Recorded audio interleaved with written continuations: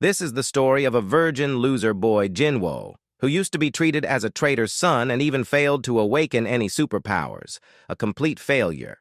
However, accidentally, he obtains a Godzilla system through the pendant containing his father's last remnants. Accidentally obtain his Godzilla egg, then he feed him, then again feed him. In this way, he grow him tall and thick. On the tranquil blue star planet, one fateful day, spiritual energy began to surge. In the wake of the spiritual resurgence, abominable creatures emerged, monsters. Meanwhile, back on the mainland, a dire situation unfolded as a ground dragon was discovered in the heart of Tianhai City. The residents were hastily evacuated upon the sighting of this colossal beast. Ground forces engaged the monster in combat, but their efforts seemed utterly ineffective. Was it truly impossible to vanquish this creature?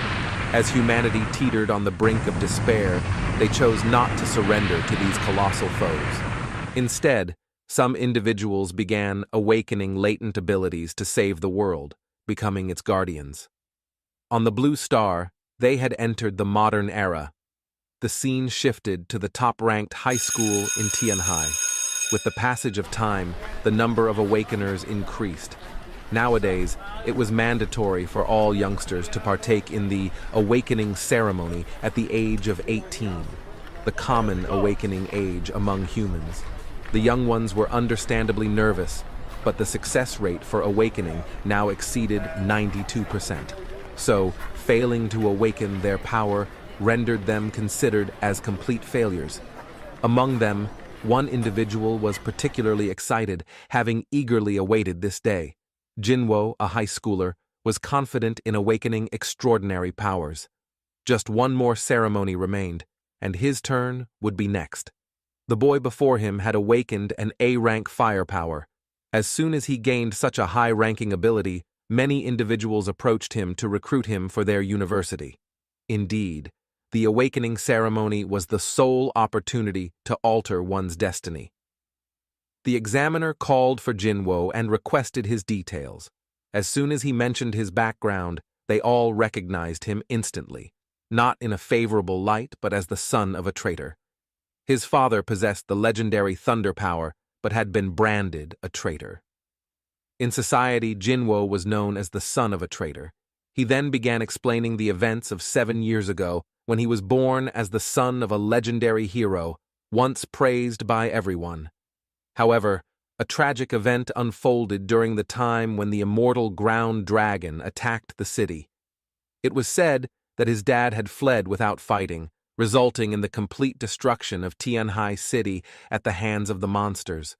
Rumors began to spread about his dad, leading to Jinwo being labeled as the son of a traitor, despised by all. He can continue to stay here and study, all because he belongs to his father's bloodline, making it possible to inherit his dad's legendary powers in the awakening ceremony. The procedure commences as the examiner instructs him to place his left hand on the screen. As he does so, his details start appearing, but he anxiously asks the examiner what it's showing. The result reveals that he has awakened with no powers, leading to the crowd's laughter and mockery. He hasn't inherited his father's bloodline talents. Hence, he's deemed a worthless offspring of a traitor. Jinwo becomes enraged, but he can tolerate their insults towards him, except when it concerns his dad. The examiner warns them to stop arguing, threatening disqualification even if they've awakened powers. His teacher informs him that there are no classes left for the day, and those who haven't awakened any abilities can go home directly. He leaves with disappointment while all his remaining classmates successfully awaken their powers. He enters his classroom to retrieve his bag, finding it in a miserable state. Bullies have vandalized his desk, torn his notebook, and written humiliating messages about him on the blackboard. Distraught, he pleads for forgiveness from his dad. One of the boys taunts him, referring to him as the legendary traitor's son, who possesses no powers, labeling him as complete trash. Then, they notice he's wearing his dad's hero's medal, questioning its worthiness since he hasn't inherited his dad's powers. They grab his hand, criticizing him for not living up to expectations, and kick him hard, asserting that he should know his place. He wonders why they believe such rumors, even though their dads were old comrades. He defends his dad, emphasizing that his father was a general who protected the city, while their dad betrayed it. The pendant he's wearing, he realizes, is a keepsake from his father. Now, they intend to crush it. But despite his efforts to retrieve it, he fails.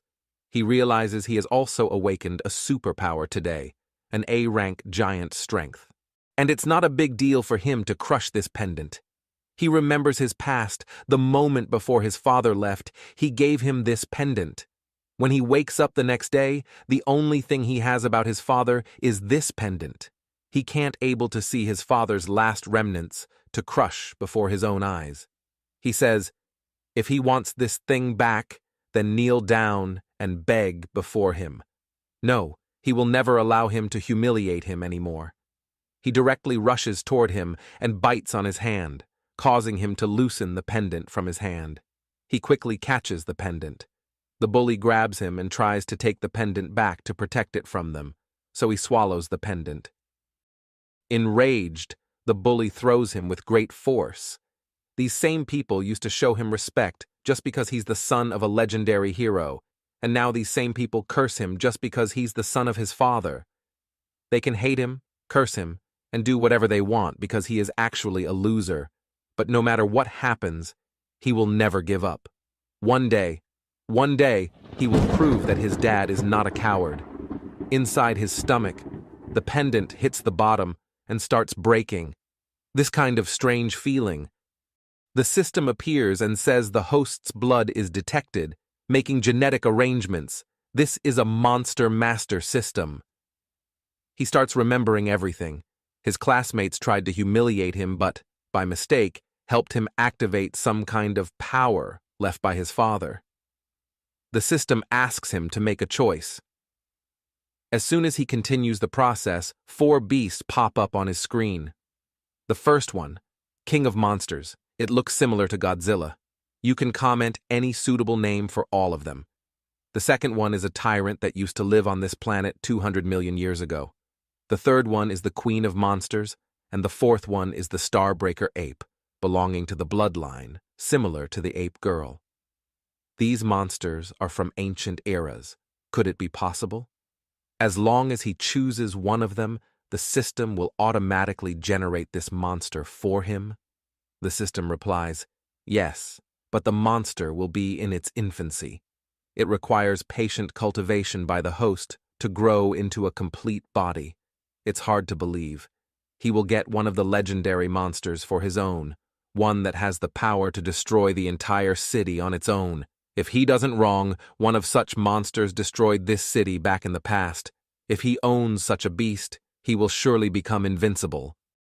He just has 1 minute to make his choice. But how to choose one? Is it possible that the system will give him by itself? But this doesn't suit him. But this one, Thunder Dragon. Who says he can't inherit his father's thunder power? That's it. He chooses this Thunder Dragon. The system confirms his choice and opens a portal from which water starts flowing out. In no time, the entire dimension gets filled with water. This water is salty and looks like this area converted into a sea. Someone's voice can be heard. He says, stupid humans. They just appeared on this planet for less than 10,000 years, but they regard themselves as the master of this world. When the real king will show up, the entire world will tremble with fear. This is the key to the Thunder Dragon. The water starts moving through his body and throws him out from the sea with great force. The giant dragon starts emerging from the sea. Jinwo falls on his head. The giant kaiju, the legendary Thunder Dragon, shows up in his majestic appearance. Jinwo is amazed by this situation. It's hard to believe that he is actually standing on the head of this legendary beast. Then it suddenly starts vanishing. The process is completed, and Jinwo starts falling. He continues falling in the deep until he wakes up with a sudden shock. He is still confronting those bullies. He doesn't understand if everything he saw is actual or a dream. But soon, The system congratulates him for the completion of the initial settings and obtaining the natal self-dragon, but in the form of an egg in his secret dimension. But at this critical moment, why is this system giving him a dragon egg? What about the thunder dragon that was said to be invincible? After handling the egg, the system vanishes. Why has this system gone before telling him how to hatch this egg? What is he going to do about these bullies? Two of them catch Jinwo, while the remaining one removes his pants to humiliate him. Damn, how can they do such humiliating things to him? Suddenly, someone shouts to stop them. The disciple in charge orders them to stop this behavior as they are violating the school rules and disciplines. Let him go and prepare to be punished. But this boy is quite arrogant. She should leave from here like a good girl. She is on her patrolling duty, and their behavior has seriously offended the school rules. The bully snatched the pen from her hand, and his arrogance escalated. This was her last opportunity to escape this situation, or she would be next. The girl, filled with rage, unleashed her unique ability, pointing the pen at his neck, which surprised him. What could her ability be? She warned him again, revealing her power to manipulate stationery. Unexpectedly, he had confronted an awakener, but she couldn't be intimidated because everyone present here possessed awakening abilities. Furthermore, his ability was rated at A level. So what? He advised her to mind her own business, despite being the one who was being bullied. He urged him to stop threatening a lone girl with a group of awakener peers, then punched him in the face. He beat him for being an unawakened piece of trash, questioning why he hadn't brought a group of awakened individuals as well. He continued to threaten the girl, but she bravely accepted his challenge, and the fight began. Was this girl really going to face so many enemies alone? With a single motion, she lifted Jinwo off the ground with a broom, hanging him out of their reach, asking for forgiveness for her actions. The bullies rushed to attack her, but she was prepared to teach them a profound lesson. She manipulated all the lightweight objects in the classroom and began to levitate herself, directing all the objects toward him. This was her final warning. Jinwo was stunned as she controlled everything within a minute. Who was this girl? One of them recalled some information about her. She was not to be trifled with. She was Su Ling, the student council president, a genius girl who had awakened A-level magnetic powers at the young age of 14. She was on an entirely different level compared to the other A-level awakeners in the room. Realizing he was in a precarious position, the bully tried to invoke his father's name, warning her not to harm him. But she dared. He had challenged her to a duel, so even if she were to defeat him, his father wouldn't ask questions. Hearing this, he became frightened and surrendered. She hoped he would remember this lesson for the rest of his life. She then reclaimed the honor of the Awakeners, a symbol of sacrifice and heroism. Finally, she ordered him to hand over all his belongings and accept punishment in the principal's office. The bullies fled to save themselves. The entire matter gets settled within a minute, although he hate that guy. But still, he feel pity for him. He have clearly seen how strong that bully is. They both are A-rank Awakeners, but Su Ling can easily kill him. She is just one level higher than him, but the difference between them is too huge. He wants to uncover the mystery of his father's whereabouts and also wants to clear his name. But he don't have the strength to do so. He don't know how many more powerful party awakeners he will face on this road. Can he really able to handle them? The girl asks him, is he Jinwo? He replies, yes. She take off the broom, cause him to fall on the ground. Then she gaze on him with suspicious look. She turn her eyes on his entire body. As soon as her eyes notice his underwear, she embraced. She says him not to bring materials which has nothing to do with learning. In fact, they took this from him. She return his badge. He appreciate her help. She says, the school arranges for him to return home in the afternoon for his own good. It is best for people who have not awakened to learn this thing as soon as possible. They should not act against awakened people. The power gap brought by awakening is too huge. She is right. Now he really can't catch up with the party awakeners by ordinary methods. Now he can only able to rely on the system. that activated by his dad's pendant. Since it is impossible to become a awakened person who faced monster, he will be one of those who confront the party's awakening and dominate the monsters. He decides to become the overlord of all the monsters.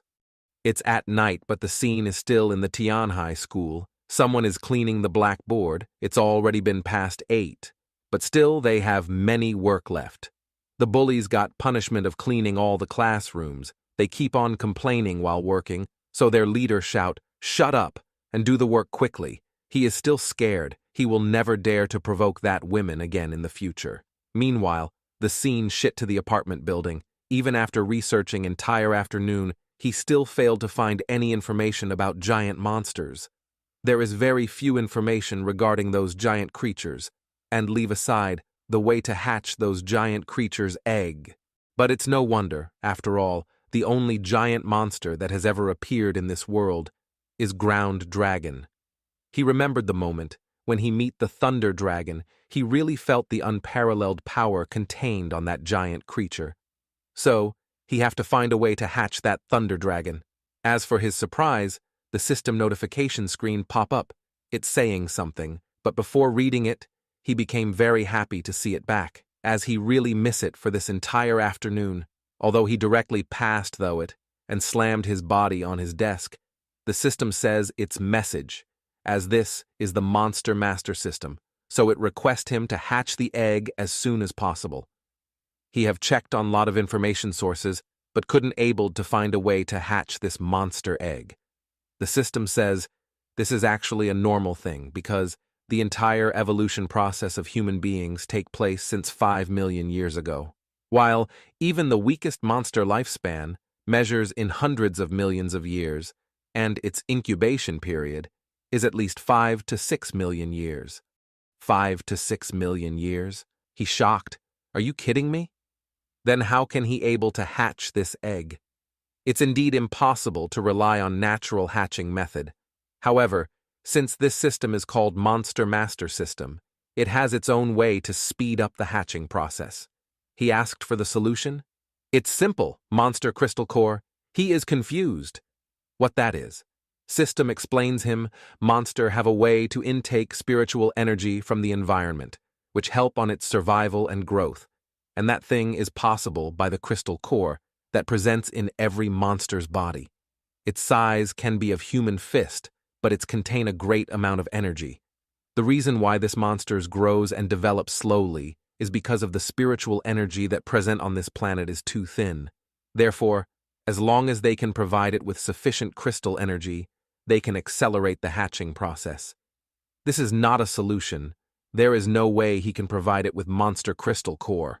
But the system assured him, as it can detect the presence of monster crystal in his room. As soon as he heard this, he became very excited. Is his mom his some kind of treasure behind his back? The system reveals the object. It's this badge. After testing, it was found that this thing contained millions of monsters' core. This quantity is enough to hatch the Thunder Dragon from the egg. It's his dad's hero medal. He remembered, he has protected this thing since his childhood, ever since his dad's incident. He always carried this medal with him, as he swore to clear his dad's name. This afternoon, he lost it to those bullies, if it's not for the Su Ling help. He doesn't have the ability to protect this thing, let alone his dad's honor. Maybe his dad's left this thing for this purpose. He asked to the system how to redeem and speed up the hatching process. System says, currently the monster space of the host can't able to store the monster size, so the egg needs to get materialized first. Materialization? Some sort of object gets generated on the air. It's a laser. It starts drawing the egg image on the wall. As soon as it finished, the system asked to put the monster crystal into the dragon egg. Is it serious? This painting is even worse than he used to draw when he was 7 years old. Then he starts putting the badge on the drawing. Surprisingly, it starts melting. This thing actually consuming this? In no time the badge get vanished, and his room starts shaking. The cracks starts appearing on the wall. These things are similar like an actual egg hatching, but soon the entire wall get cracked and fall. But he somehow managed to save himself. the entire room filled with cement dust, and he's shocked. This is a cute little red thunder dragon. But for us, it's an ancient Godzilla. It starts coming out from the wall. He is still finding it difficult to believe. Is it really a legendary monster? The system says about its information, the dragon has entered into its childhood. It's monster overlord, with height of 0.69 meters and weight of 380 grams. And it also has some initial skills like. He became furious and starts cursing the system, what he's shown him during selling, and what he get is completely different. With completely ignoring his words, the system says about the host skill, the taming skill. This skill will allow him to touch the monster. By forgetting the past anger, he completely astonished. This system has such a magical skill. System says, because this skill requires some criteria to have. The level of both the monster and tamer should be the same. That's why it provided him with an egg. This is unexpected for him, so they have to maintain their level at a same. Is he really able to level up them both at a same time? The little monster starts biting his pants. He asks it why he is biting his pants. Then it starts revolving around him. It's in a cheerful mode and considering him as his parents. Then it joyfully starts eating his own eggshell. Do monsters really eat their eggshell? Then he remembered the book said that reptiles have a habit of eating their own eggs to supplement calcium. This little thing is really enjoying his food. This little guy looked completely unreliable. This system weren't going to say that it will take 5 million years to raise it, right? Suddenly an incident occur. The food stuck on food pipe. He became worried. What happened to it? He can't possibly lose this thing, as he got it in exchange of his father's belongings. He pat on his back in order to smoothen the process. Suddenly several notifications pop up. This little Godzilla starts receiving several evolution points after devouring the eggshell. But he doesn't understand what's going on. Is there some kind of virus in the system? Then suddenly, his dragon starts evolving. His Godzilla consumed 200 evolution points, resulted in making it evolved. It became big. Its height is now 1.28 meters, and weight 960 grams. He confusingly asks System, "What's going on here?" System says, to notice the detail properly on the panels, it clearly says about its skill devour, which will help to grow quickly as long as it eats something. Surprisingly, he is lucky that he chose this Godzilla instead of other monster. He says it to move away from him, or his waist will break soon enough. Suddenly, someone tried to open the door. His mom must be back. His mom asked what's going on. His teacher called her and said that he had a fight with his classmate. Then she noticed on the beast and starts scheming out of fear. He says, not to be afraid of this monster. It's his pet dragon. Then he asks it to say hello to his mom. Unexpectedly, it creates a dog-like face, which scared his mom to lose consciousness. So he asked the system to take this thing back on his monster space, but as it said before, the host space is not enough to fit the size of the monster. There looks no solution. He has to first get rid of it for now. Later will explain his mom slowly. By looking at the iron grilled, it get a plane to demonstrate its power. So it's go for it. By breaking the window glass, it tried to bend the bars in order to impress its parent. But unexpectedly, break the entire window by destroying the wall area along it. Damn it. It developed more problems for it, and their neighbors appeared by hear the sound. But just before they can catch a glimpse of it, he pushes it down, knowing it would spell trouble if they were to discover it. He advises him to wait patiently. He'll explain everything to his mom slowly and arrange for his return soon. As curious neighbors inquire about their actions, the tiny Godzilla leaps away from the building. However, he has a change of heart and leaps alongside it, using a bedsheet as a makeshift cape. His mom, now in a furious state, goes into full-on ape mode, leaving him trembling with fear as he hides in the bushes with his baby Godzilla. It's best to wait until his mother calms down before attempting to return. Let's put our worries aside for now. He inquires about the Godzilla's unique ability mentioned by the system, and it promptly appears, startling him. The system explains that as long as it consumes something, the energy converts into evolution points, facilitating rapid growth. The narrative continues with the host still unable to communicate with the newborn monster. However, there's no need to fret, as this Godzilla will continue to grow and eventually understand his words. It then unveils its feature, the monster radar. Jinhuo may doubt its usefulness, but he decides to check it out and asks, "What is this?"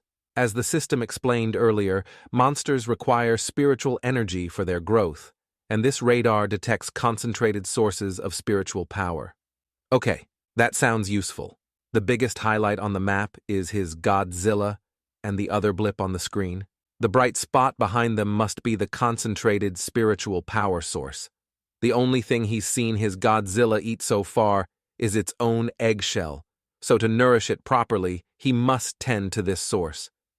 However, upon closer inspection, this energy source seems to be the same size as his Godzilla. It's akin to a snake game. He needs to feed it spiritual power, which will yield rewards. He tells the Godzilla, "Get ready for a feast," which excites the little foodie. This creature has an insatiable appetite. He's a true foodie. But this obsession with food could work in their favor. Foodie plus swallow, the strongest. He wraps his Godzilla in a bedsheet with banana prints to conceal it completely, ensuring no one will discover their secret. "Okay, ready, set, go," he exclaims as he starts running at full speed. Jinhuo takes pride in his cleverness.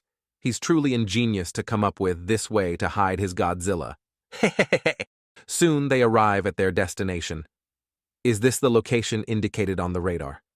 It doesn't appear to be a place where monsters roam, especially in this well-managed apartment complex. How can they get inside? But this little one has a plan of his own.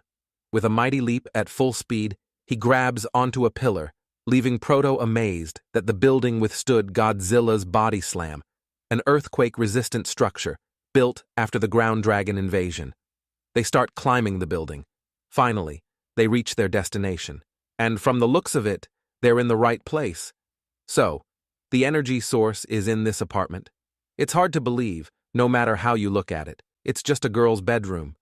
Surely the system doesn't intend to imprison them here, right? They don't want to become headline news. But Godzilla catches the scent of his food and rushes in, with Proto desperately trying to stop him. He lacks the strength to halt the eager Godzilla and ends up joining him inside. Soon, something catches his eye, a familiar emblem, the Dai Society emblem. Most of the spiritual energy in the Blue Star's countries is concentrated in a different dimension known as the Secret Realm. Various rare items and formidable monsters are born there, making it a coveted place for partially awakened individuals to explore and cultivate immortality. Access to secret realms is tightly regulated worldwide, even for awakened individuals. You need to pass a level assessment and obtain qualifications to enter. This pendant is the Secret Realm pass issued by the Huaxia Kingdom. It's said that each awakened person can customize their own, so its design varies. But he knows that this badge belongs to only one person, Su Ling. Currently, she's in the bath, causing his nose to bleed. But his mind instantly fills with fear. What will he do now? She's truly terrifying. Even with his Godzilla, she could easily turn them both into 100 pieces. But his Godzilla is still eagerly awaiting its meal. Is the food they're both thinking of the same thing? Damn you, system. Is it trying to deceive him? Suddenly a clicking noise. Her bath is over and she's about to emerge from the bathroom. While Jinhuo is trembling with fear, his Godzilla still eagerly anticipates its meal. Then, the door swings open, and Su Ling emerges from her bathroom, wearing only a towel. Let's rewind the scene by 5 minutes.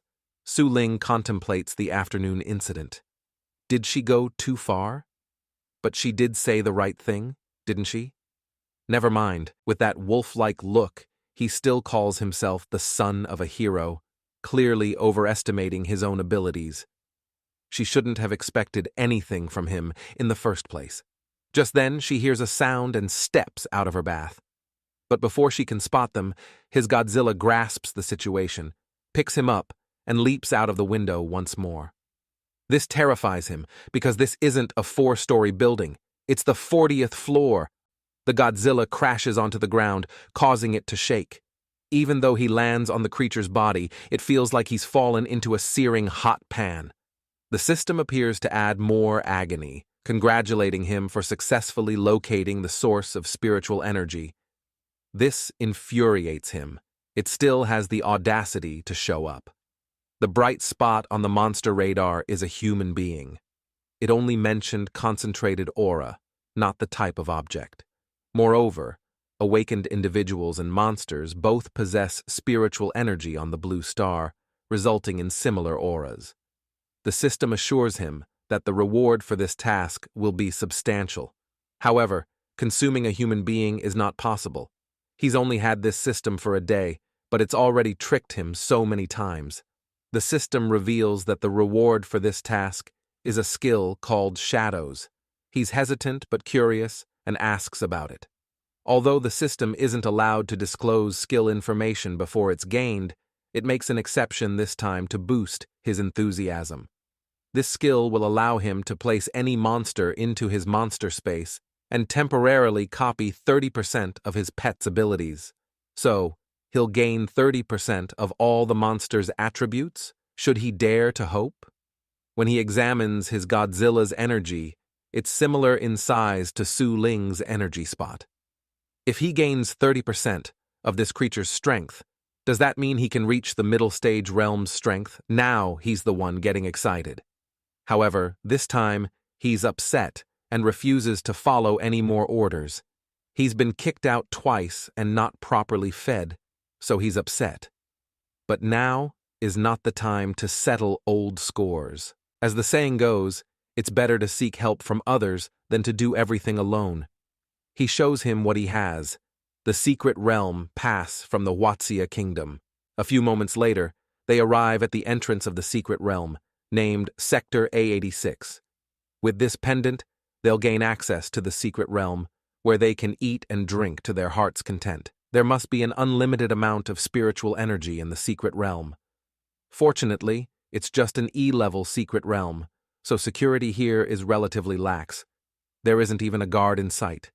Still, they need to be cautious. Silently, they approach the site, which seems to have been a construction area before the secret realm appeared. His senses detect something.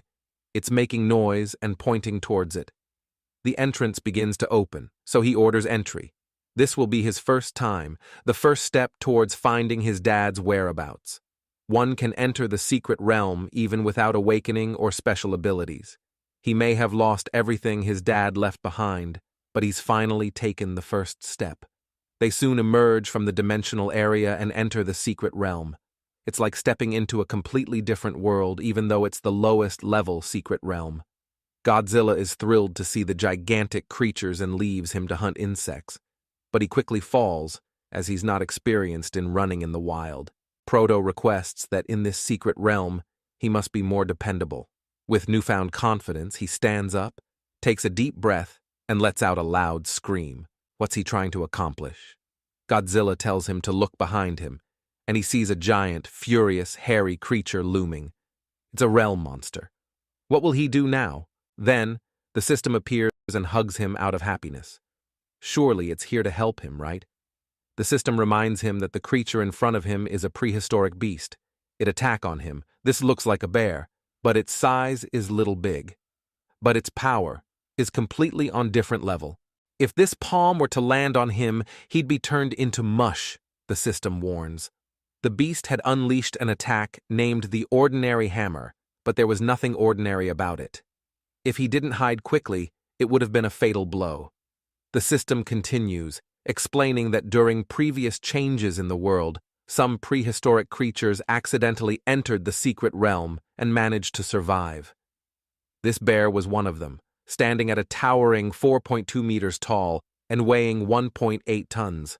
However, due to its time in the secret realm, it had lost some of its spiritual energy. The key point, though, was that despite its enormous size, its strength paled in comparison to the monsters. So he checked his monster radar. The bear's energy size resembled an eggshell. They could actually take it on themselves. It was the perfect opportunity for some training. He ordered his Godzilla to attack. But hold on a minute. Where was he? He asked the system. Where's his dragon? Godzilla was a creature with its own will, and this system was not entirely clear on its behavior. The bear charged towards him, and it seemed like this was going to be his end. He started shouting for his Godzilla. He didn't want to die so soon. At his maximum speed, Godzilla appeared and delivered a headbutt, breaking the bear's jaw. The attack had a significant impact and chipped away at its HP. Then came the tail whip attack, followed by the body slam as the final blow. This attack broke the bear's spinal cord, finishing it off completely. So, the winner of this fight was their red Godzilla.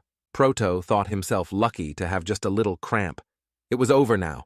Time for his reward. He began to feast on the bear. Soon, he'd receive the skill that would allow him to absorb 30% of its power.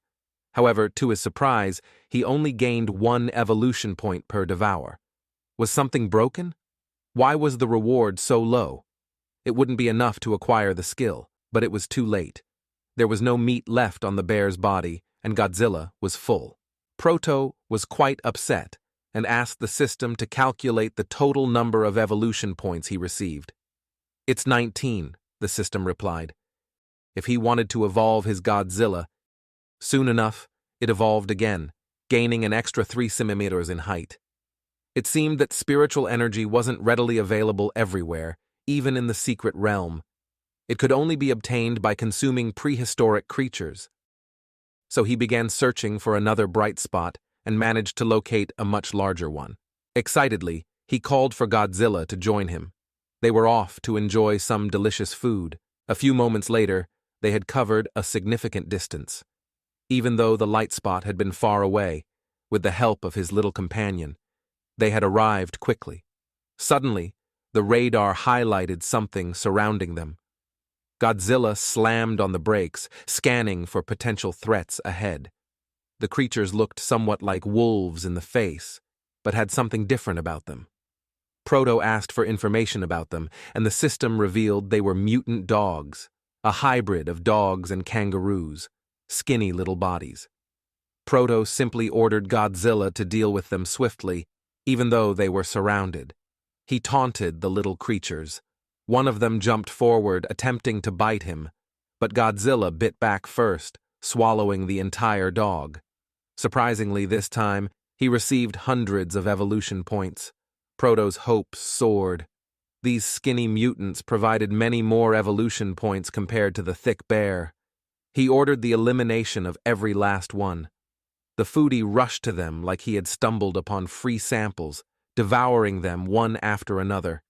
He had now collected 2,500 evolution points, which he used to evolve his Godzilla. After spending all the points, its height had increased significantly, allowing Proto to sit on its head.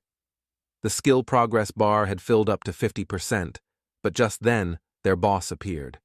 Proto believed that if he could swallow the entire group, he'd surely acquire the skill. This was the right way to leverage the benefits of the secret realm. The leader ordered an attack, and the dogs formed up. Though Proto didn't understand their strategy, something seemed off. One of them leaped, nearly biting Proto's head.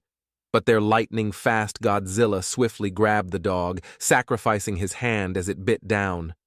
Proto understood. Godzilla had ignored his own safety to protect him. The second dog also lunged at him. They were targeting him as the easy prey. That clever dog was causing them trouble. The second dog managed to bite his leg, which was concerning. Although these mutant dogs were E-rank, they still managed to penetrate Godzilla's scales. If they succeeded in swamping him, the consequences would be disastrous. Only 30% remained to complete the system's task. However, these dogs showed no intention of giving him a chance. But he was determined to become stronger, no matter what. He wanted to surpass their levels and prove them wrong. Although he hadn't awakened, he had this chance. He got an idea and instructed his Godzilla to find a way to reach that tree. Let's go. Though this method is a bit risky, they have to give it a try. Since these mutants like to take advantage of others, he'll give them the opportunity. He understands that he's a burden for his Godzilla, hindering its movement. Without him on his head, he believes he can defeat all these rookies. He's convinced it won't be long before this foodie gets an upgrade. The only thing he's unsure about is how long he can hold out facing so many mutant dogs. Godzilla reaches their designated location with ease. He's quite skilled in sports, so it's no trouble for him. He leaps to catch the tree branches, and unexpectedly his Godzilla jumps alongside him. However, he stops him and tells him to finish eating quickly. True to form, this foodie rushes headlong into the pack without a second thought. But that's not a problem for him. He starts taunting them again, but some of the dogs are waiting for him below. He's surrounded, and there are so many below. One of them slams into the tree, causing him to fall to the ground. It seems like it's over. He's surely about to become a pile of bones. So, he shouts at the system to use all the evolution points. The system consumes all 2,100 evolution points at once. As soon as he hits the ground, they all rush toward him at their maximum speed. He confidently rises from the ground and delivers a powerful slam to the earth, sending some of them flying and breaking trees. The power is astonishing. Has he gained the strength of a monster? His hand has transformed into Godzilla's hand. Now let's rewind a bit to see what actually happened. While he was falling from the tree, he asked the system to consume all the evolution points. After consuming the points, the system congratulated him on successfully obtaining the projection skill and explained the details of the skill. This skill, called Shadow, allows him to fuse with a random legendary beast. A similar laser-like object appeared in his hand, known as a shadow. The system instructed him to keep it close to his eyes.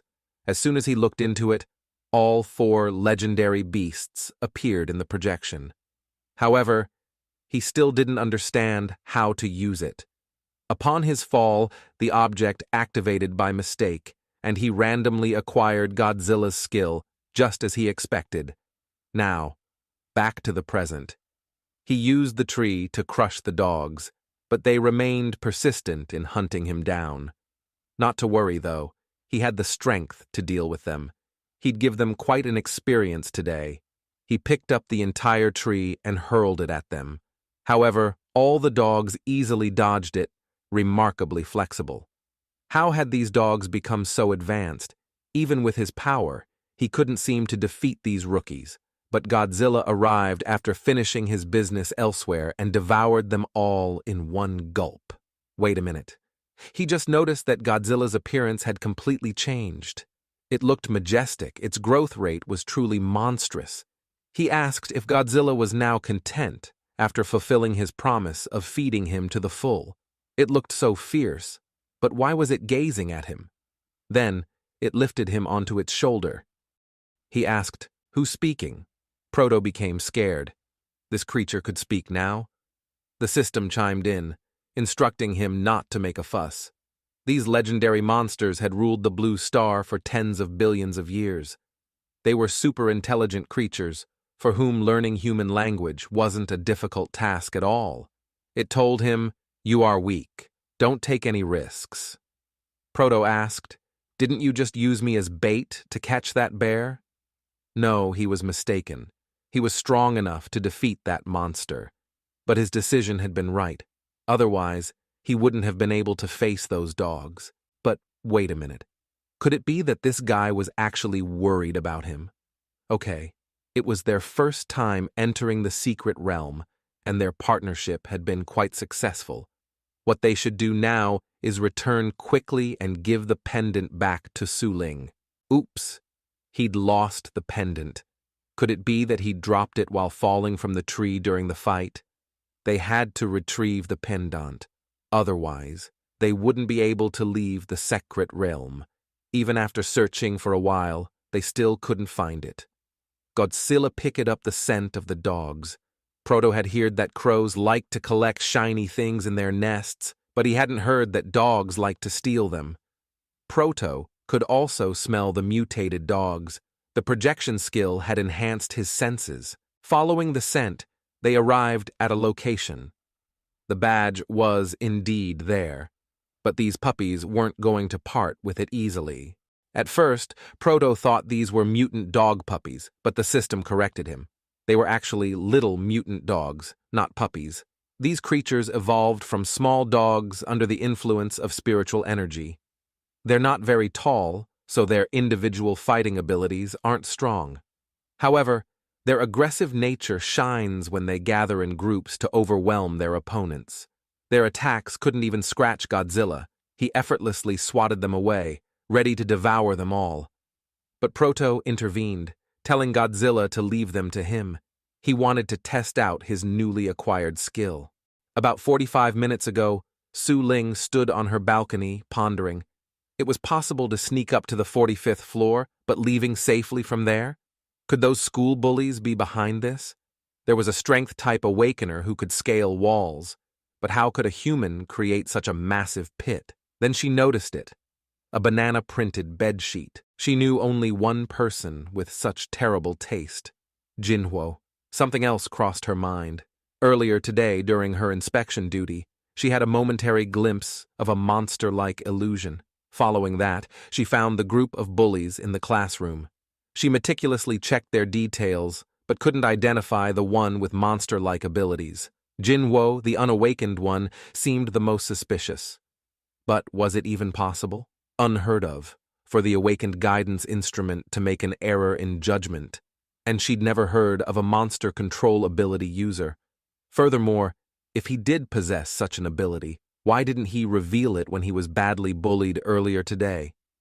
However, she was certain that Jinwo had awakened some form of monster control ability. That was the only explanation for the strange events of the day. But there was another pressing question. Why had he shown up at her house in the middle of the night? And how did he even know where she lived? Then his phone rang. It was a call from the Secret Realm Management Center, warning them not to enter the E-level Secret Realm as it had become a red zone. Shifting back to Proto's side, Godzilla remarked that it was the third time Proto had stopped him from eating. Proto explained that these little ones didn't contain much spiritual energy, so he wanted to try out his monster taming skill on them. This skill required taming pets with lower levels. The taming skill allows the host to tame a beast by touching its jaw. Proto didn't expect to encounter a monster whose level was even lower than a newborn Godzilla. It had been just over 2 hours since Godzilla's birth, yet he had already matured considerably. So Proto decided to tame these little monsters. They all swarmed him, but thanks to his projection skill, he felt no pain. The system reminded him about the time limit, and anxiety started to creep in as it was coming to an end. Nervous, he tried to keep one of the dogs still, but it proved challenging. Meanwhile, Godzilla stood to the side, seemingly enjoying the spectacle. Proto persisted, and just as the skill was about to run out, he managed to touch the dog's neck and tame it. He realized he could tame low-level monsters, almost like capturing them in a Pokeball. He released the dog, surprising its comrades. In their own canine way, they seemed to express gratitude and loyalty to their new monster tamer. Soon, they all became his faithful companions, happily embarking on this new chapter in their lives. But his momentary happiness was short-lived as the system dropped an important piece of information. The host had only 5 slots for tamed beasts, and 4 were already in use. Upon hearing this, Proto promptly threw the tiny beasts away, unwilling to waste valuable storage on them. The system teased him, suggesting he was just playing around. Regardless, the system had a solution for his storage problem. An additional task appeared on the screen, which was to obtain a monster crystal and upgrade it to level 2. Completing this task would reward him with a monster space. Although it sounded simple, obtaining a monster core was notoriously difficult. He had already used his dad's badge to hatch the egg, and they had little hope of finding a monster core in this E-level secret realm. But for now, their priority was to recover Su Ling's pendant before she noticed it was missing. He chose one of the little dogs to help him, but it began licking his face affectionately. Soon, they all surrounded him with hugs, despite being tossed aside just moments ago. Proto managed to retrieve the pendant from one of their necks, But as he did, it opened to reveal a picture frame. To his astonishment, it contained a photo of his dad. Why did Su Ling have his dad's photo in her pendant? Could it be? No, it couldn't be possible. She bore no resemblance to his mom. She must be a secret adventurer who had stumbled upon his dad's pendant. Could she have accidentally uncovered a clue about his dad's disappearance? Just then, his phone rang with an unknown number. Who could it be? As he answered the call, Su Ling's voice erupted from the other end, accusing him of entering her house tonight and stealing her Mother's Day eye emblem. How had she figured out that he was the thief behind the pendant? He tried to play innocent, but she saw right through him. She informed him that he must be in the E-level secret realm now, and that she had just received a notification from the Secret Realm Management Center. According to the notice, a monster weighing over 2 tons had appeared just 15 minutes ago. This was startling because all monsters in this E-level secret realm were supposed to weigh under 1 ton, making a 2-ton monster exceptionally powerful and dangerous. Wait a minute. 10 minutes ago, a monster over 2 tons in weight? 10 minutes ago, and a 2-ton monster? He glanced at his Godzilla, and the realization hit him like a ton of bricks. They were in deep trouble now. His original intention was just to upgrade Godzilla, but he had forgotten that this secret realm had an ultra-strict monitoring system. The realization of their dire situation left him utterly petrified. Su Ling told him to handle the situation on his own. However, she warned that if he attempted to leave the secret realm, she would seek revenge for stealing her pendant. His initial plan had been to uncover her secrets, but escaping the secret realm had now become their top priority. He quickly checked the location of the approaching security team. They were still some distance away, but closing in rapidly. Godzilla, however, saw them as a potential feast heading their way. Furious, Proto gave him a punch on the head, scolding him for always thinking about food. One of the little dogs tried to communicate something, and it seemed that Godzilla could understand them. They explained that there was a large, deep hole up ahead where they could hide. Proto asked the system if it was possible to conceal their monster aura underground. The system was unsure, but it did recall failing to detect these little dogs previously. Originally, he had merely wanted to test the taming skill, but he hadn't expected them to be this useful. With no other options in sight, he decided to give it a shot. The terrain was pockmarked with various holes, but they guided him towards a much larger one, large enough to conceal them. As they reached the entrance, the hole loomed before them, massive and seemingly bottomless. Could they safely venture inside? Godzilla signaled him to stop here while he volunteered for a reconnaissance mission. To their surprise, as soon as Godzilla moved into the hole, it transformed into a kind of slide. He asked the system to verify if this hole could effectively shield the monster's auras. The system confirmed that the cave could indeed weaken the spiritual energy of the monsters, but not entirely conceal it. Not long after, Proto ventured in to tell Godzilla to venture deeper into the hole.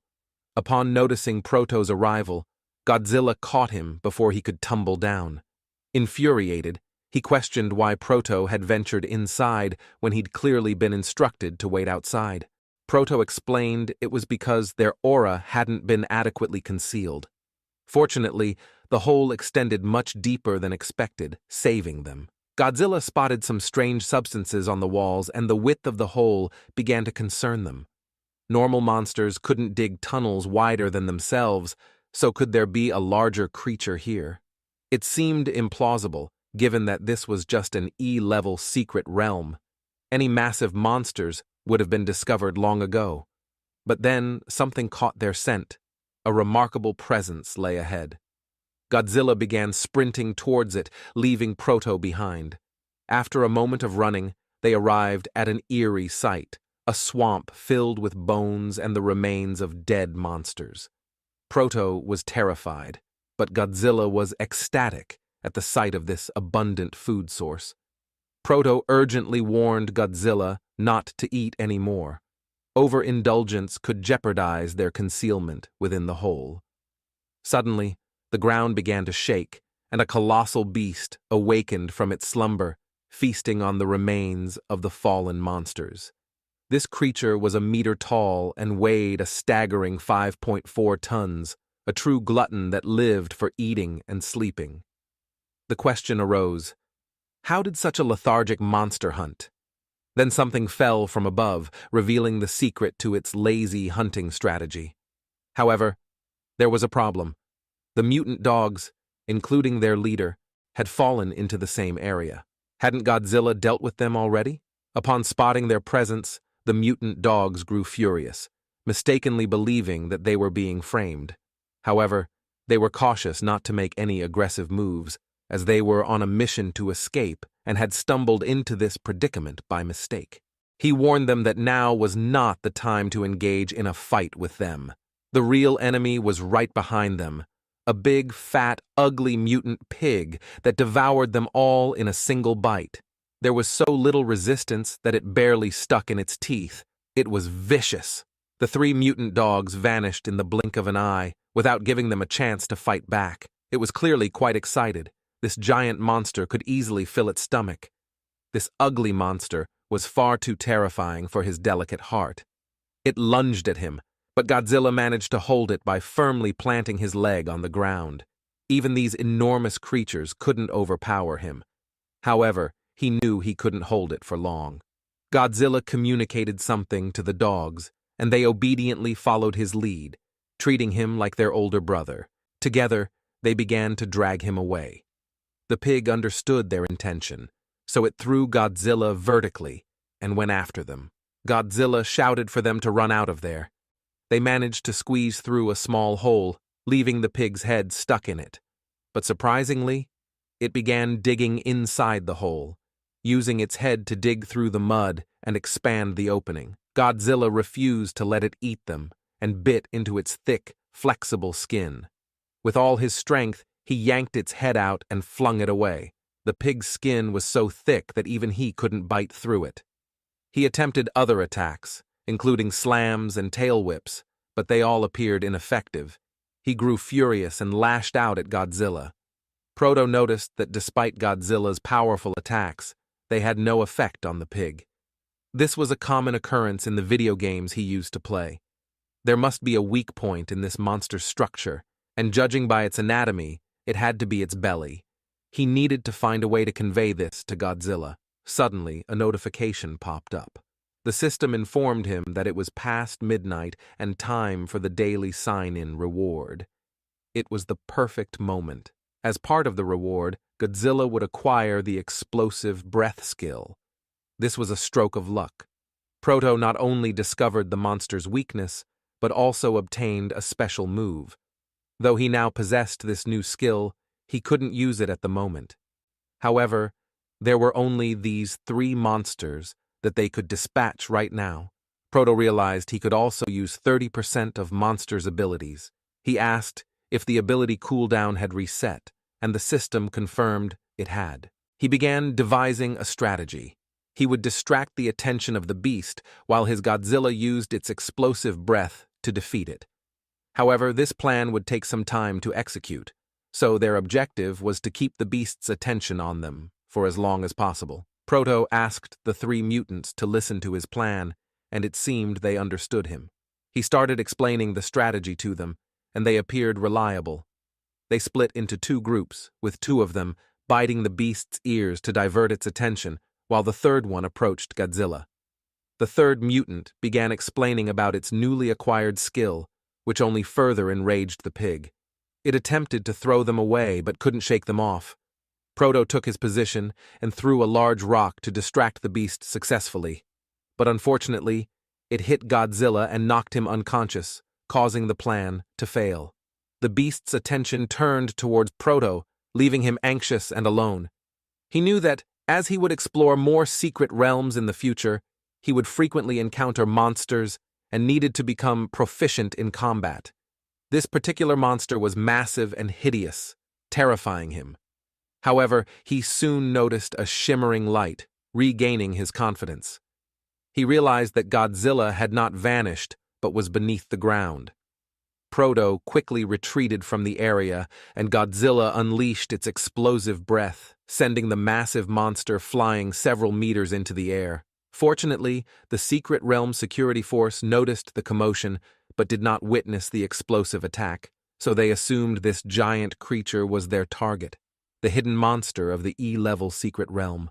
In Continue, we get to see this thing, the body shape of that thick one. Anyway, it's Jinwo's first time. He finally done this thing. Now he understands his potential, but his Godzilla is already tired only in just one round. Although he almost failed this plan, but this little one done a great job. But this also worked out for them. First, pretended to hit his Godzilla in order to get the attention of the hog, then his Godzilla makes a sneak attack from underground. Yeah, he is really a genius to think it this way. But it's a pity that he didn't get a chance to see the execution of the attack, how he managed to activate the skill and all, because that hog face is too giant, and he was also too scared. While he is furious by thinking all of today's event, the system notification starts appearing. His Godzilla receives many evolution points, as well as few new skills. Which anger him more? Why that dumb creature eats again? Did he forget why they get into this hole? The Secret Realm Security Force must be nearby. He doesn't want to die here. Then his toilet slippers slips, and he fall inside the pit. His body gets slammed in the bones, while his red creature is enjoying leg piece. Then he noticed something. He asked his Godzilla whether he also able to see this monster energy crystal, or just he is having illusion. His system responds it is. This crystal contain as much energy to level up his Godzilla to level 20.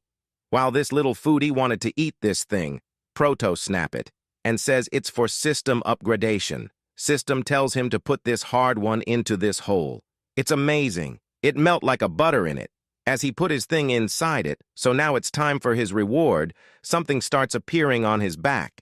It's a bad pack. It's actually a monster space which can create dimensional space to store his pets. But doesn't it look like a school student backpack? And it's so childish. It must have looked cool if it had some banana prints on it. The system says him to stop complaining and move inside. After passing through the entrance, they appear in a giant dimensional space. This is really useful to store his useless monsters, who only care about eating and nothing else. He throws the leg piece from his hand and says, "Not to eat anymore." After a few moments, the little boy reaches outside, near the thick pink hog. He gets excited to see such a big one. Her monster core is really huge compared to the previous one. But first, he has to climb on its top to get it. At first, he thought monster cores only grew in a monster's head. The system says that's under normal circumstances. He starts climbing on her top by grabbing her leg. Then he notices something strange.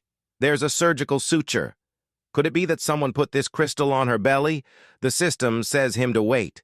It starts downloading information about this monster. It says this ugly creature has developed a special characteristic due to its habitats. But this creature has a unique breathing technique, which it used to increase its ability. While Proto is excited after hearing this, his Godzilla says, "That's how stupid monkeys treat themselves as the leaders of this world, by stealing the lives of other living beings." Proto gets enraged and puts him into his bag again. He is not allowed to come out without his consent. Is this some kind of a poke bag? But the system clarifies one thing. Someone dared to raise such a ferocious beast under the eyes of the Secret Realm Security Force. Suddenly, the system alerts him. The security force is arriving here, so he should leave quickly. But what about the monster crystal core? He again jumps on its belly and starts applying his full power to remove it. After sweating for a moment, he manages to remove it. Then they arrive, the security force. Proto doesn't understand why they are giving photo poses. They go to check whether this monster is dead or still alive. While they keep inspecting its condition, Proto observes everything from behind the bushes. He doesn't understand. That monster is just unconscious. So how dare they do such a thing? As for this monster core, the system starts saying to give it to the system. But he rejects it, as this is for his girl, Su Ling. They were able to enter this secret realm only because of her bad luck. so he should give this to her as an apology. Moreover, he doesn't want to owe that cunning woman any favors. Then one of the members says, "There's a strong aura reaction from a nearby monster. And the location it's coming from? It's on their back." The giant hog gets back her consciousness. He is shocked and asks the system how she managed to regain her consciousness so quickly, even after taking a direct hit from his explosive breath. His Godzilla's explosive breath is indeed powerful, but this monster has the ability to withstand even such a force. The hog tries to eat them, so they start retreating. The situation is getting chaotic, and Proto realizes he's in for another round of unexpected adventures in this secret realm. But this is really unexpected, but there's nothing to be afraid of. He starts removing his shirt. What is he trying to do? And then he puts his shirt on this banana-printed curtain. Is he also a fan of bananas? He remembers it's his curtain, left behind while they were busy fighting with the bear. The scene shifts back to the battlefield. Their captain is making his entry, and he says the only difference is that humans use spiritual energy to evolve their abilities to realize their dreams, while monsters use spiritual energy to build their own blooded bodies. Their members are a little anxious about this monster. The appearance of this man surprises this beast a little. There are humans who also use their spiritual energy on their bodies, similar to monsters. His muscles start enlarging, and he becomes a muscle man. He is the most suitable to be his opponent. His superpower is muscle power. Such monstrous muscles. But this is nothing more than a meatball for this monster. She goes to eat him in one gulp. But the muscle man grabs and holds her chin, lifting her head in the air, and he puts his entire strength in his right hand, directly chopping off her head using only his bare hand. He single-handedly kills this giant beast as if it was just a strawberry cake. Proto is truly amazed. He killed this beast in no time, which they failed to kill even after using their full force. He remembers her skin is so flexible that not even his Godzilla's sharp teeth could penetrate it. He is simply a beast who likes to play by the monster's rules. It's at least better than being shot by those guys over there, right? After their survey, they found no other aura reactions, so they are ready to close this case and take this beast with them. Then they all leave. Fortunately, they have confirmed that the hog is the target monster. Then they return to the cave, and they don't need to hide anymore. Since they already have taken the hog with them, there's no other option. He has to eat the leftovers, but he refuses to eat any more. As his Godzilla is upset, he tries to cheer him up. After some attempts, he finally gets him to eat it, and while he's eating, Proto starts packing all the leftovers for his Godzilla. The system says to him, "This is a monster space, not for personal storage." But he continues to store all the bones and leftovers. Surprisingly, the system converts this waste into evolution points, and he manages to earn more than 30,000 evolution points. Both he and his Godzilla are tired. He uses these evolution points to evolve his Godzilla, and this time, his Godzilla grows very much, which surprises them. His Godzilla has grown up to 18 meters now, and his appearance has become even more menacing. Okay, now that they are full, it's time to go home. After struggling for so long, it's probably time for the outside world to dawn. However, before leaving, there is one more thing to do. He says, "Even though you're an ugly, shy, cunning, greedy, disgusting big wild boar, after all, you're the one who helped us. First, your hole saved us from getting detected. Second, the monster core provided a monster space. And lastly, you sacrificed yourself to protect us from the security team. I pray for your soul to be revived in some high-level secret realm." They step outside. It's been a long journey. It's a pity that he has to return this badge today. He wonders if there will be such an opportunity again in the future. By the way, he asks Su Ling to meet in the morning to return this badge. He doesn't have any experience texting any girl, especially when someone takes another person's badge. How to return it to them is a mystery. However, admitting that bad luck, he breaks into her house. She will definitely ask him why he went to the secret place.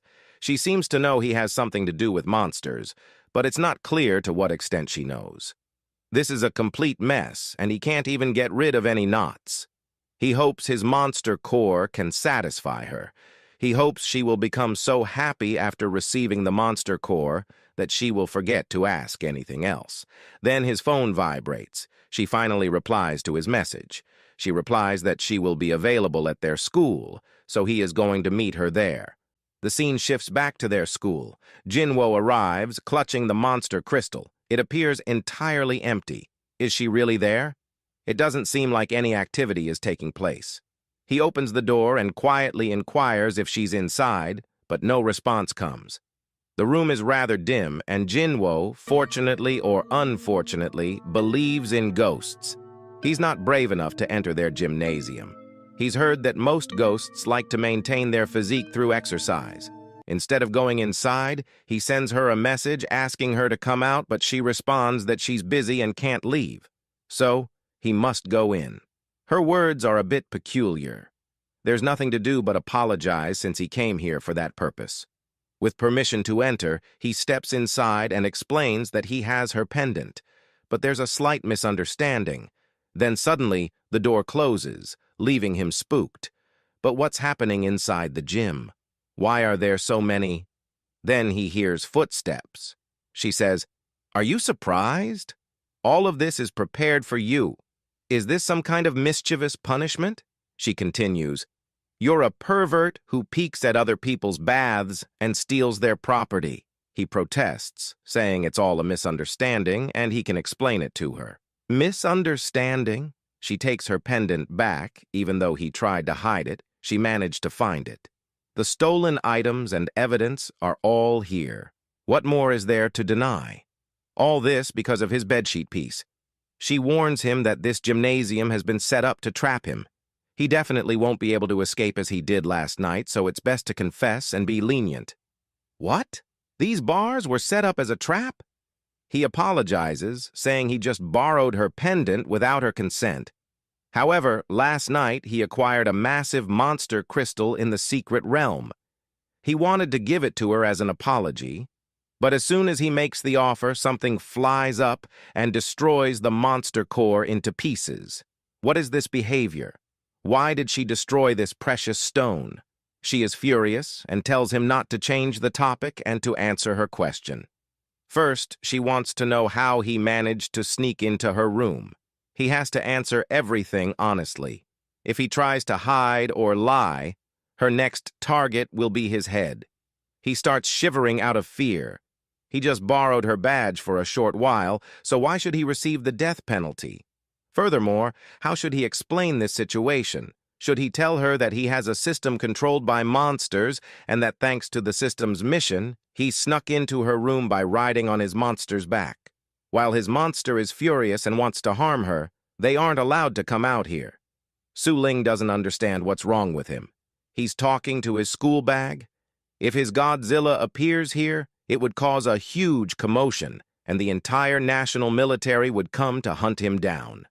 But he can't think of any other way. Also, he's already used today's monster projection skill. Then a light bulb moment. He can use this explanation. Come on, she wants him to say something. He removes his monster projector and flashes it towards her. This startles her. She can't see anything, so she sends a bar flying towards him, nearly hitting him. He shouts, "Do you have no humanity? How can you attack someone who's not awakened?" Fortunately, the system provides the projector in time. The system also reminds him that he can only use the projection of the small mutant dog today. These dogs are creatures with a height of 30 centimeters. The only useful things they have are their senses and bite force. He figures that if this projection reduces all his attributes, he'll continuously tease her with the flash. While her vision is gone, he makes a run to save his life. Originally, he just wanted to return the badge and apologize to her, but he doesn't know how to handle this situation. So he decides to run. She thinks if he can handle this kind of situation, why did he get bullied before? She's determined to reveal his secret, and just when he's about to escape, the bars block his way. This is bad. Su Ling also removes the grill and starts levitating a heavy object. But why is she destroying the school property, even though she's the one who upholds the school's morals and ethics? By crafting it like a racetrack, she embarks on the roller coaster, almost resembling a Gundam pilot. Leaping directly onto Jinwo's back, she lands a solid hit, although it narrowly misses its mark. He's unwilling to disclose how he snuck into her room last night. So she alters her query, demanding an honest response. Who is his partner, and where is he now? Initially bewildered, he soon comprehends her intent. Surprisingly, she's not upset about her badge or his peeking. She actually wants him to summon his Godzilla. This woman is truly cunning. However, he won't let her succeed. He wants to use the same tactic twice, so she closes her eyes and readies her next attack. Capitalizing on this opening, Proto projects a monstrous form and deftly evades her assault by leaping away. When she opens her eyes, she's stunned by his transformation. But isn't this dog a bit larger? Regardless, she's shocked. He attempts to escape while she continues to obstruct him. He grasps the wall, as though he's found something. Meanwhile, all the bars strike the wall. Is it all over? Let's rewind the scene slightly. The little dog struggles to unlock the passageway, but fails due to insufficient strength. The bars are nearly upon him, leaving him no choice but to abandon his efforts and evade them. This frustrates her further, prompting her to prepare a cage and ensnare him. Simultaneously, his projection ability deactivates, and he loses consciousness. She didn't anticipate this hidden skill, but now he won't escape her grasp. Then she notices the bag, the same one Jinwo mentioned. Godzilla is furious and hungers for freedom. She realizes it's not the bag he carried yesterday. Could there be something suspicious about it? Is there a hidden monster inside? But that seems improbable, given the size of the pit. The monster must be at least 2 meters tall. While she contemplates, his creatures attempt to awaken him using the system. However, he seems to be trapped in a nightmare where his mother scolds him. What's happening? Didn't he use the monster projection skill? By taking on the form of a mutated dog, he's not only weakened but also lost some intelligence. He recalls falling from a second-story height. Does this mean Su Ling is rummaging through his bag? He yells at him to hand it over, but she moves farther away. His reaction suggests she's found the right answer. His partner is concealed in that bag, right? He concedes there's something inside his bag, and the guy in it is incredibly powerful. He can't even contain him. If he gets out, the whole school will be in peril. Given the dangerous situation, it's vital to inspect the package. Is she treating this lightly? She opens it, and a red energy-like smoke billows out. This sight terrifies her, leaving her wondering what just occurred. Proto warns them to be cautious of the roof. Hearing this, she realizes who he's warning them about, the colossal red beast with a menacing, lustful expression. What does he intend to do with her? His drooling mouth wets her down, and she's left utterly speechless. Su Ling is shocked and anxiously asks Jinwo, just what did he brought with him? So he depressingly reply, he is a Pangu monster, but he has just passed through his infancy. Hearing his words, she got excited, because this is the legendary monster which appeared only once in their history, and praised Jinwo for bringing this thing with him. It's very unexpected response from her. Now don't say that she want to have a fight with him. Of course, there aren't many opportunities to compete with the Pangu monster. This is once-in-a-lifetime opportunity. Then she leaped by his side and began gathering all the bars toward her, but Jinwo warned her to be careful, making it clear that he wouldn't be responsible for any mishaps. But she assured him that there is nothing to worry because she just has to get something bigger to attack him. By collecting all the bars toward her right hands and starts forming a giant Gundam-like arm. I don't know from where she got so many bars, but she managed to create a giant arm, which is even bigger than Godzilla's head, she asked. How about this? Am I now qualified to fight with your monster? Her action worried him, so he called for his Godzilla, As he came near to hear him out, he says, "She is neither their enemy nor food, so he is not allowed to eat her or use any explosive breath. He assures that he will try his best to hold his strength." Their action frustrates Su Ling. Why they are ignoring her. Then she goes for her punch.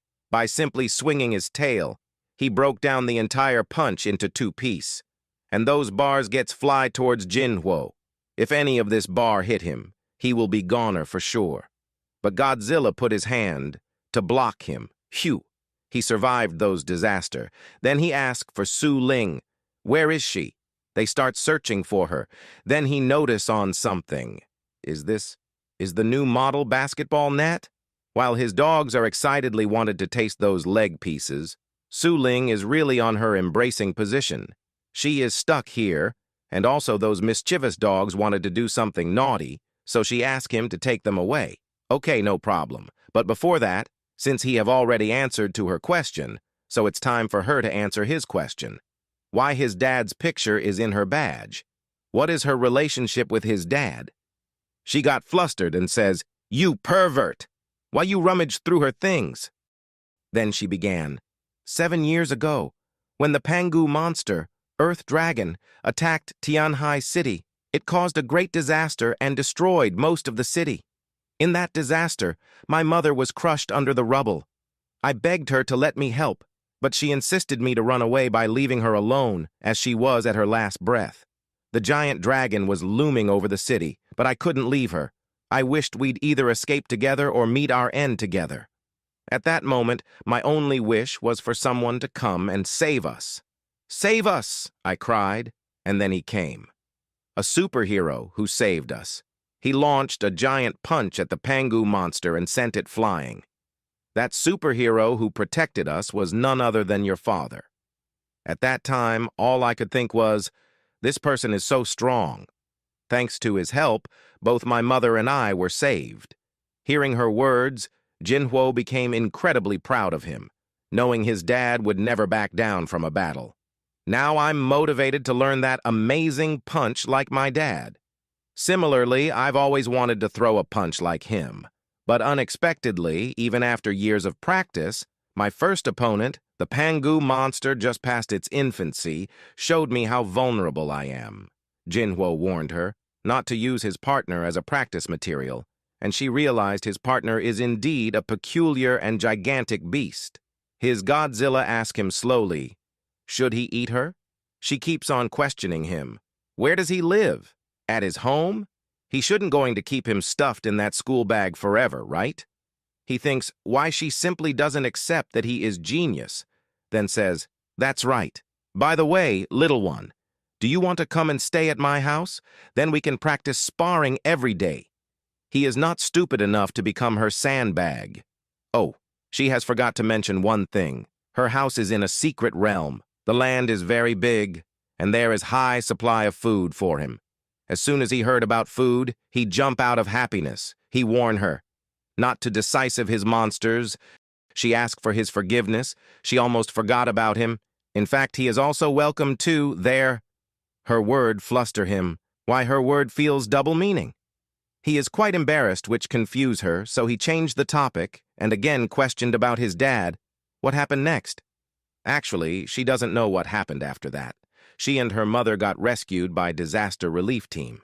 However, due to the severity of her mother injuries, she passed away soon, and she was adopted by her current father. Later, her father took her to the Countermeasures Bureau to present the banner. At that time, she found that his name was Linshin. But at the same time, she also heard those ugly words, those rumors about his dad. They says that he didn't join that battle, but run away to save his own life. According to Su Ling recollection, many people in the Countermeasures Bureau should have witnessed the battle between his dad and Ground Dragon. So why those people spread those false rumors about his dad? What he is thinking about? It's not time for him to being depressed. She actually came here to talk about his dad, after match. She doesn't know the whereabouts of Uncle Lin, but she could only able to return his ruins to his family. However, she found something in the ruins, the great badge that worn by Uncle Lin. She came to return that thing. He asks if there were something else at the scene. Then the system alert him. The strange aura reaction get detected around him. Then she starts taking out the badge from her bag. Jinwoo says her to wait for a minute. He asks the system to open the monster radar. The reaction of this suspicious aura is so bright, this small one's must be his mutant dog. While the giant one is his Godzilla, the far one is Su Ling. But wait, there is another one. And by the position on the radar, could it be that this guy has already entered the gymnasium? Right behind him. That's right. The target is right behind the host, but it's invisible, so the host can't able to see it. However, the system has already identified the monster, the targeted monster, named BER. It's a male body, bloodline of war beast level, length 25 centimeters and weight 100 kilo. This monster must get attracted here because of something, but they can't be seen through their eyes. But the dogs have a keen sense of smell.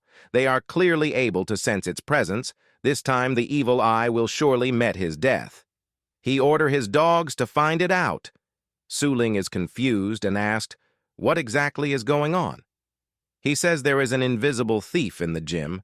Then he remembers that she has the ability to block the way, so he asks her to build a 3-meter square iron cage at the corner, with the lid open on the side. She didn't get his intention, but she still prepare it for him. Then he order his dogs to drive the evil eye into the cage. As soon as they brought it inside the cage, they close it. Then the dogs goes for their attack and starts biting the evil eye. The monster is finally on their grab. This is a unique monster that can trouble through the secret realm. This means that someone is actually spying on us. And this just happened to come over him as soon as he mentioned about his father. Is this just a coincidence? By looking at the monster, he says, he don't know who you are and why you are watching me. You are just asking for trouble. Su Ling is confused by his action.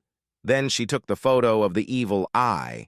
She have seen this thing picture in his father's books before, but never seen it in actual.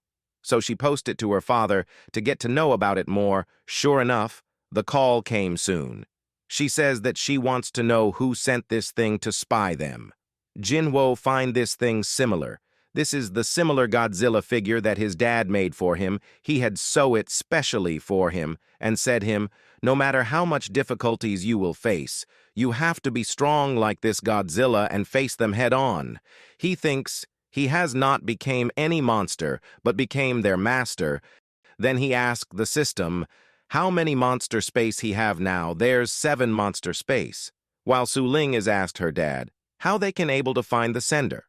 It's quite a complex process. They have to accurately find the organ that sends out spiritual energy waves. Then by connecting various equipment, they have to collect the energy waves released by it for analysis and processing. Su Ling is disappointed, as there is no way for them to find about the sender. Although it's theoretically possible, but actual operation is very complicated, and the success rate is extremely less. While she is saying her word, she got surprised to find the bond between Jinwoo and this evil watcher. They already became such a good friend.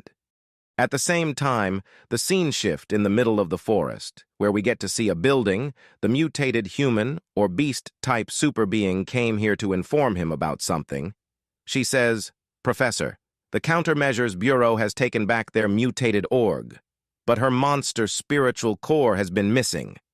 He says her not to worry so much, as they don't just raise only one.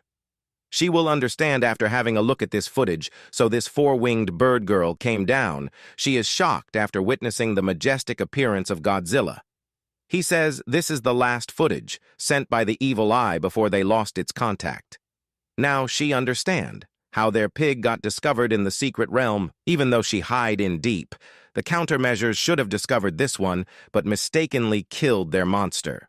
However, this monster looks more than 10 tons. If it weren't for the countermeasures, the Bureau would be so stupid as to even get this key information wrong. That means that this monster has grown this much, just only in one night.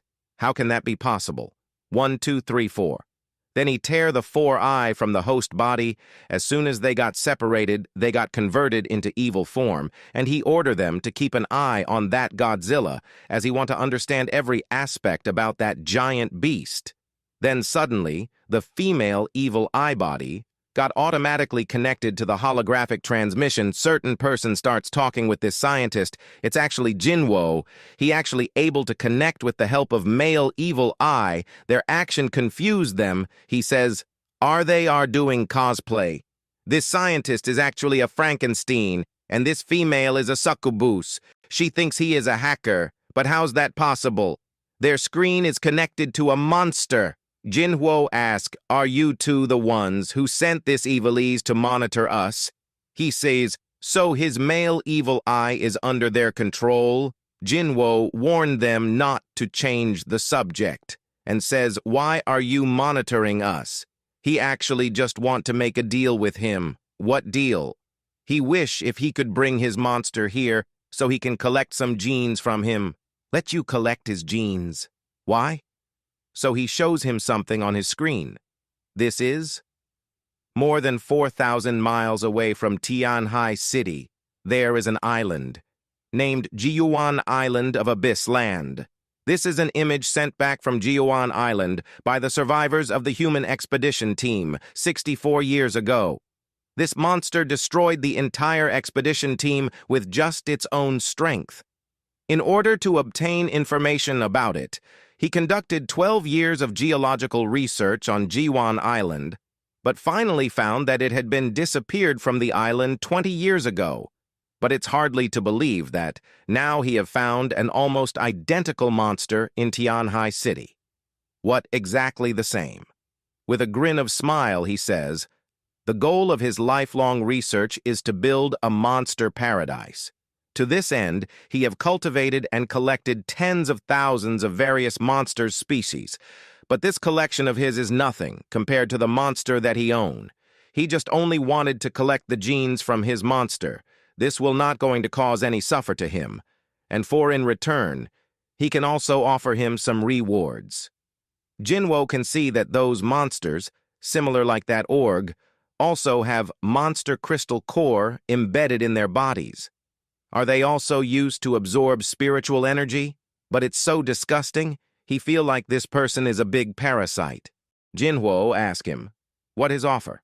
He knows his name is Jinwo, and he also know that he is looking for the whereabouts of his father, Lin Shen. And he knows some interesting information about him. The monster on Jiuan Island disappeared 20 years ago, and his father moved to the Tianhai City 20 years ago. And he happened to have a monster that is exactly the same as the monster in Jiuan Island. Don't he think these are all too much for coincidences? All this points to Jiuan Island, and in his hand, he happened to have 12 years of data on Jiuan Island. How about it? Do he want to cooperate now? All this really cannot be explained by coincidence alone. But Su Ling says him to stop being manipulated by him. She just remembered who he is. His name is Kue Mulaikshi, a genius in biochemistry and monsterology. However, he is wanted in the list of Countermeasures Bureau for engaging in a number of prohibited research, such as human body modification, genetic modification, and monster breeding. This old man is actually a S-rank super being. He moved her hand away, it is needless to say. He won't cooperate with this annoying guy. Besides, why should he negotiate with him if he can use what he stole? She doesn't get his words at all. Then he says, Big Eyes 2, 3, 4, and 5, give it to me. His word confused the scientist. This kid should only have one evil eye male body in his hand, so. He starts laughing like an evil. While the evil eyes starts acting on their own, it's still a mystery. She is controlling the female body of Evil Eye in the laboratory. Now, even the 4 males that they ordered to watch over him are controlled by him, so he simply by clicking a button destroys the female Evil Eye. It's easier to get rid from them if the female die. This mad scientist destroyed his own observing camera system. Jinwo became anxious. What's wrong with him? He questioned what he have done to this big eye mom, so he is stating to the main Evil Eye, He dares to trick his monster and make them betraying him, but he doesn't know that he can still able to control them. What he have awakened is the magical power of surgery. He can cut or graft any organ at will on the animal body. The trick is, he used this superpower to garth the core of the embedded chip on the monster. He can use these chips to remotely control the crystal core to absorb the aura of monsters and control their growth, or convert the spiritual energy in the crystal core into electric current to punish disobedient monsters. Just like now, he can easily able to release all its energy in an instant, and can blown the monster just like a blown balloon. Just by clicking another button, he can blown this creature completely. Jinwo shout to stop. It's not easy to get his hand on him. Wouldn't it be better if he gave up his control over it? However, he can only take and don't know how to return it. He asked again, how about reconsidering his offer? Then she blast out the female body completely. He have the last bit of time left before this traitor loses his temper. If the spiritual energy wave is cut off, he will neither be able to answer nor give instructions to the evil-eyed male here. Losing the spiritual energy conveyed by the female body, these males will soon reveal their true colors. Okay, he get it, his proposal, but he stills reject it. Even if he don't find his father for the rest of his life, he still won't be with a pervert like him. He doesn't even think about the monsters as human beings at all. Not to mention about his Godzilla's gene, he will never going to give it to him. Su Ling says him to calm down, as this is just a hologram. He is full of fury, but can do nothing. Then his Godzilla came near them, as he has something to do. This Godzilla's hologram surprised them. The succubus scare by just his sight. So this is the monster from the Jaiwan Island that Professor has been thinking about for a long time? She knew it was a virtual image, but she still felt scared. Is the stupid monkey who trampled on other lives? How dare he treat monsters as playthings? Awesome! He is indeed the super monster that he have been chasing for 12 years. He makes fun of him as he wants to bite him? No one wants to eat a disgusting guy like him. However, he will let him know what it means, the wrath of the monster. Then he roars. Even though it's a hologram, it's still very loud. Jinwo says him to stop, as this is useless to get angry across the screen. But Su Ling says him to look here. This tall and powerful body, this majestic roar like a king, straight and perfect. The monsters inside the container wakes up and get back their consciousness. These monsters are responding to the Godzilla's roar. One call and get response by every monster. Could it be that? This is the king of monsters.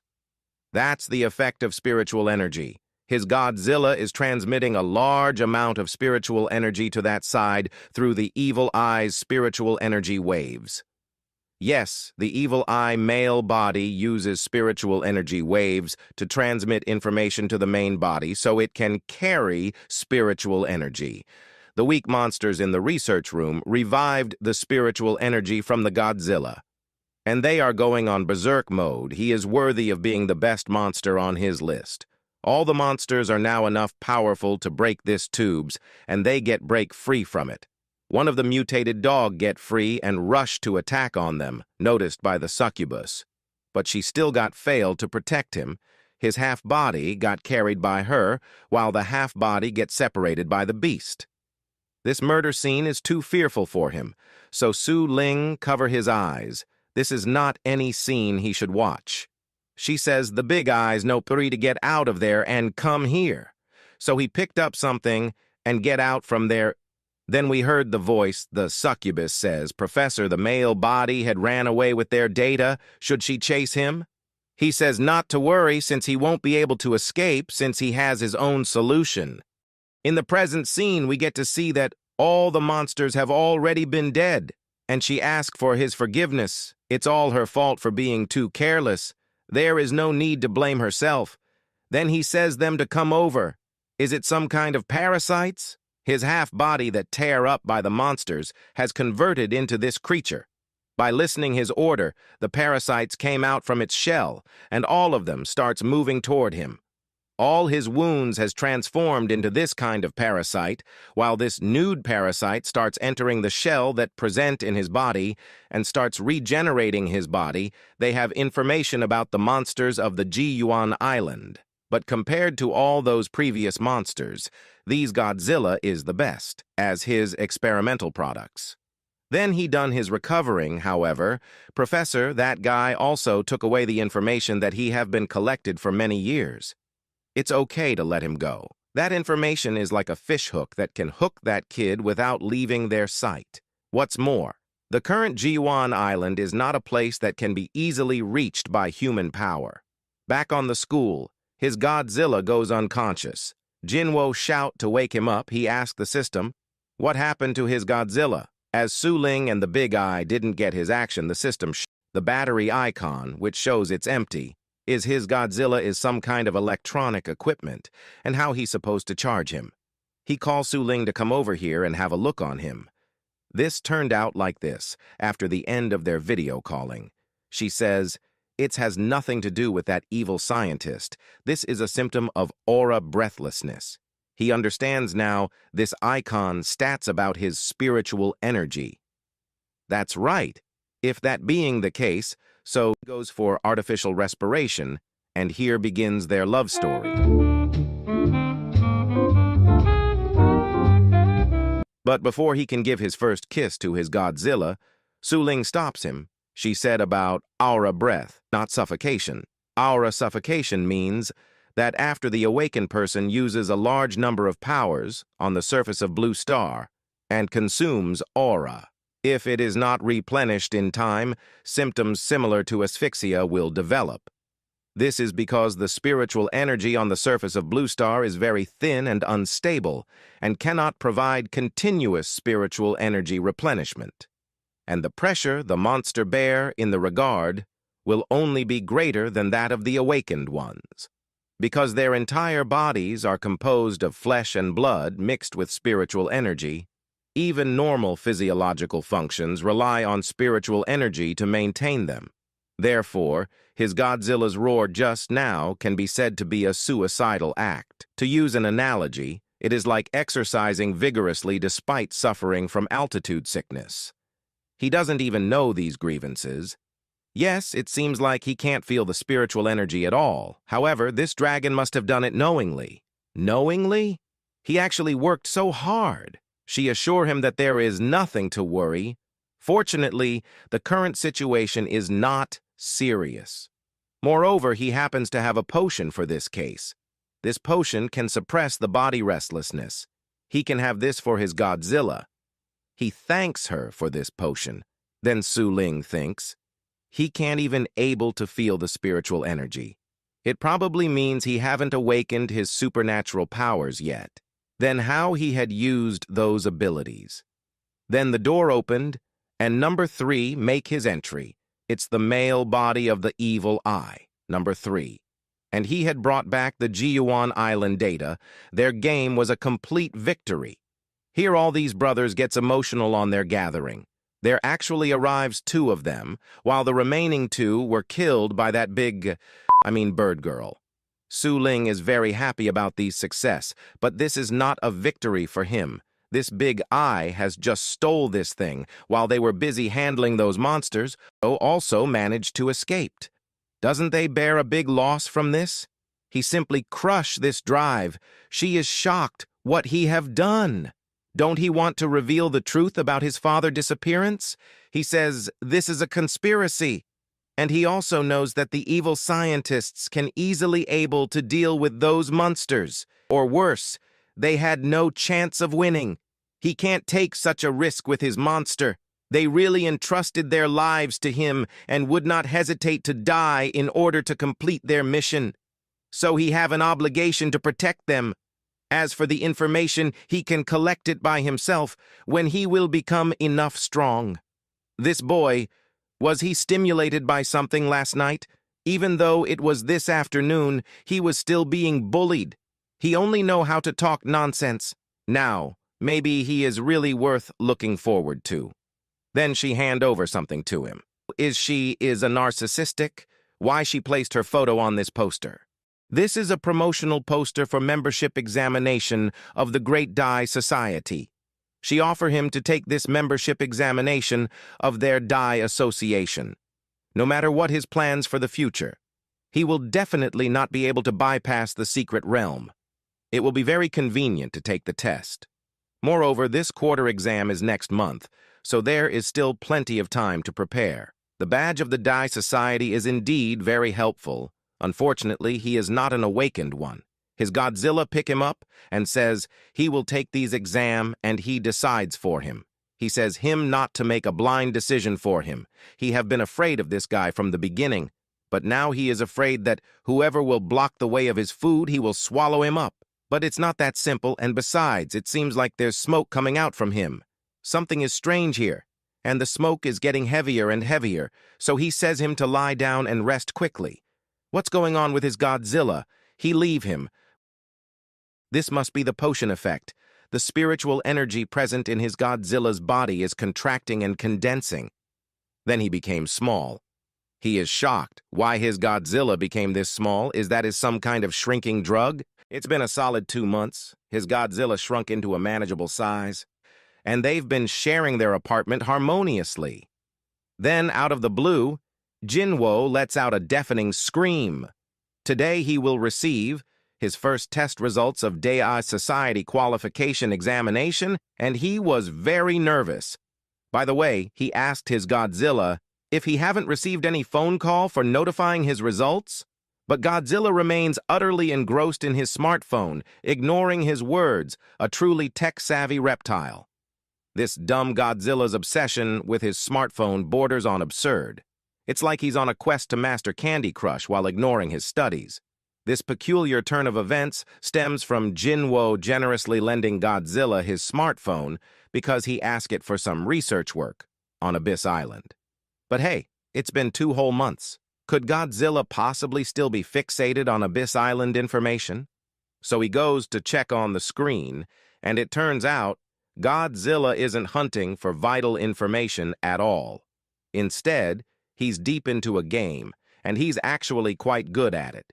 He's on the verge of winning this epic battle when, out of nowhere, his virtual opponent delivers a knockout blow. This marks his 26th defeat. Could it be that Godzilla has become addicted to gaming? Aghast and furious, Godzilla decides to employ his explosive burst breath on the smartphone, giving Godzilla's in-game nemesis a taste of his virtual power. Then Godzilla's excuse? He's simply engaging in combat practice, making it sound all heroic. He demands that the phone to be returned, but before they can delve deeper into this technological tiff, there's a knock on the door. In strolls Jinwo's mom, bearing a platter piled high with barbecue meat.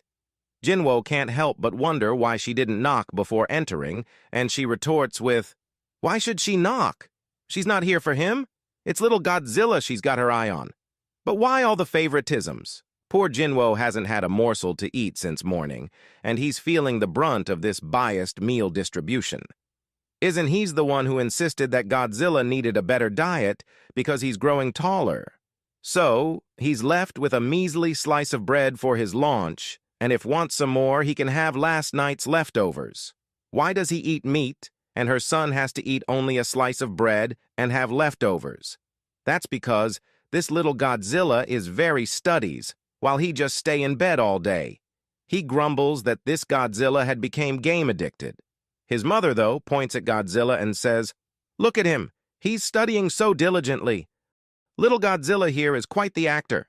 It's a turn of events Jinwo hadn't expected. Initially, he thought his mother would never accept Godzilla, but now it's clear that he's the one racking up the highest living expenses in the household. Don't be so miserable. Let's talk about your exam result. Have your grades came out? Not yet. They said they would notify me the result in the morning, but it's already past 10, and I still haven't received any call.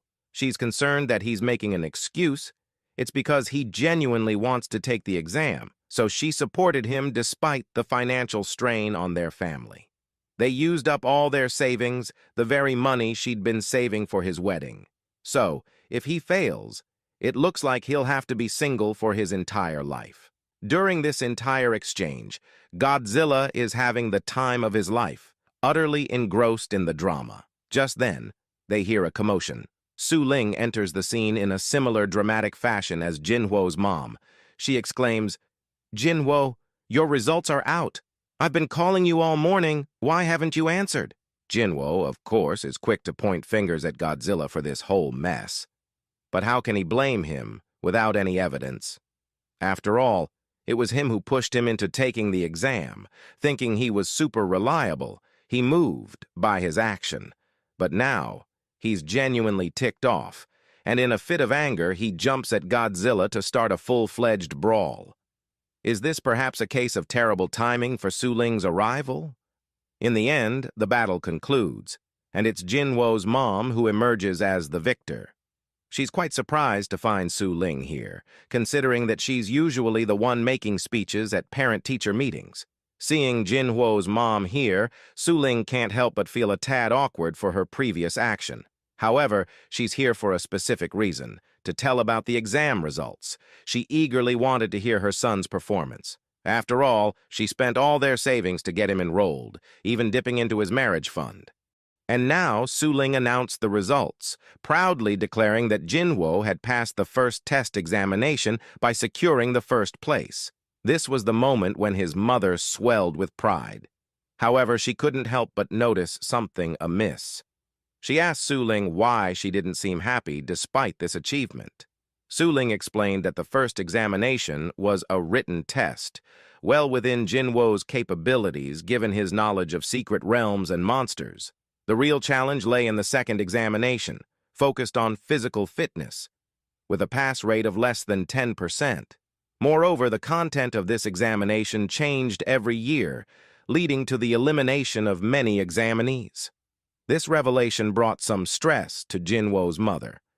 Nevertheless, Jinwo assured his mother that there was nothing to worry about, as he was confident he would pass the examination.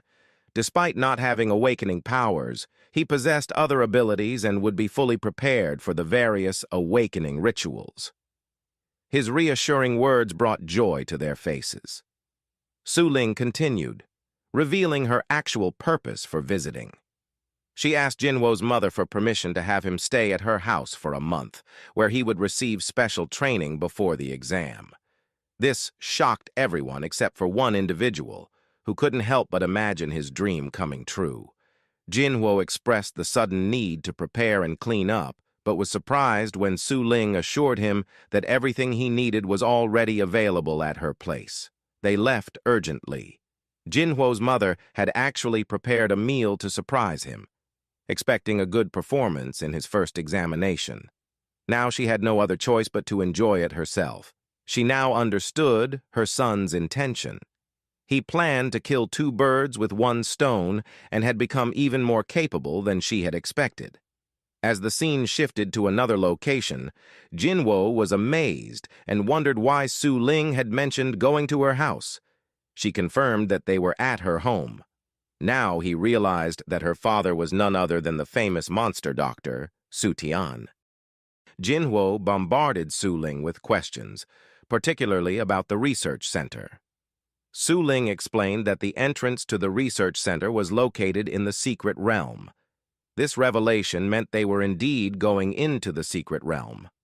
Her father's research primarily focused on monsters, covering areas such as behavioral observation and physiological and biochemical research. Therefore, living in a secret realm was highly convenient for their work. Jinwo was taken aback by this. He asked if every secret realm was monitored by a security force. Su Ling clarified that individuals could contract secret realms, and countries around the world operated on a first-come, first-served principle when it came to secret realms. In their nation, the Dai Society was responsible for tasks like excavating, surveying, and developing secret realms.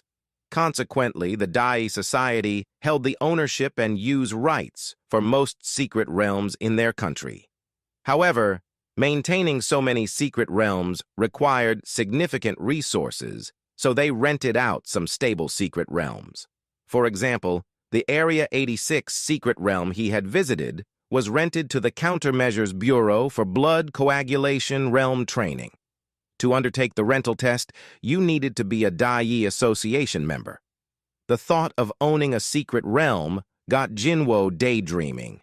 In his fantasy, he could release his monsters and live happily with them. This was the treatment a monster lord deserved. He then inquired about the need to pass through the long office building each time he came here. He wondered if it would be a peculiar way to enter a party. Su Ling revealed that there was another direct entrance and exit, and they had only come through the office building to pick up a friend. After 2 months of treatment, his evil eye had fully recovered and was ready to be taken away. Jinwo was surprised, even shocked. The large eye displayed emotion upon seeing him. He couldn't help but exclaim, "Has Big Eye Mom been resurrected?"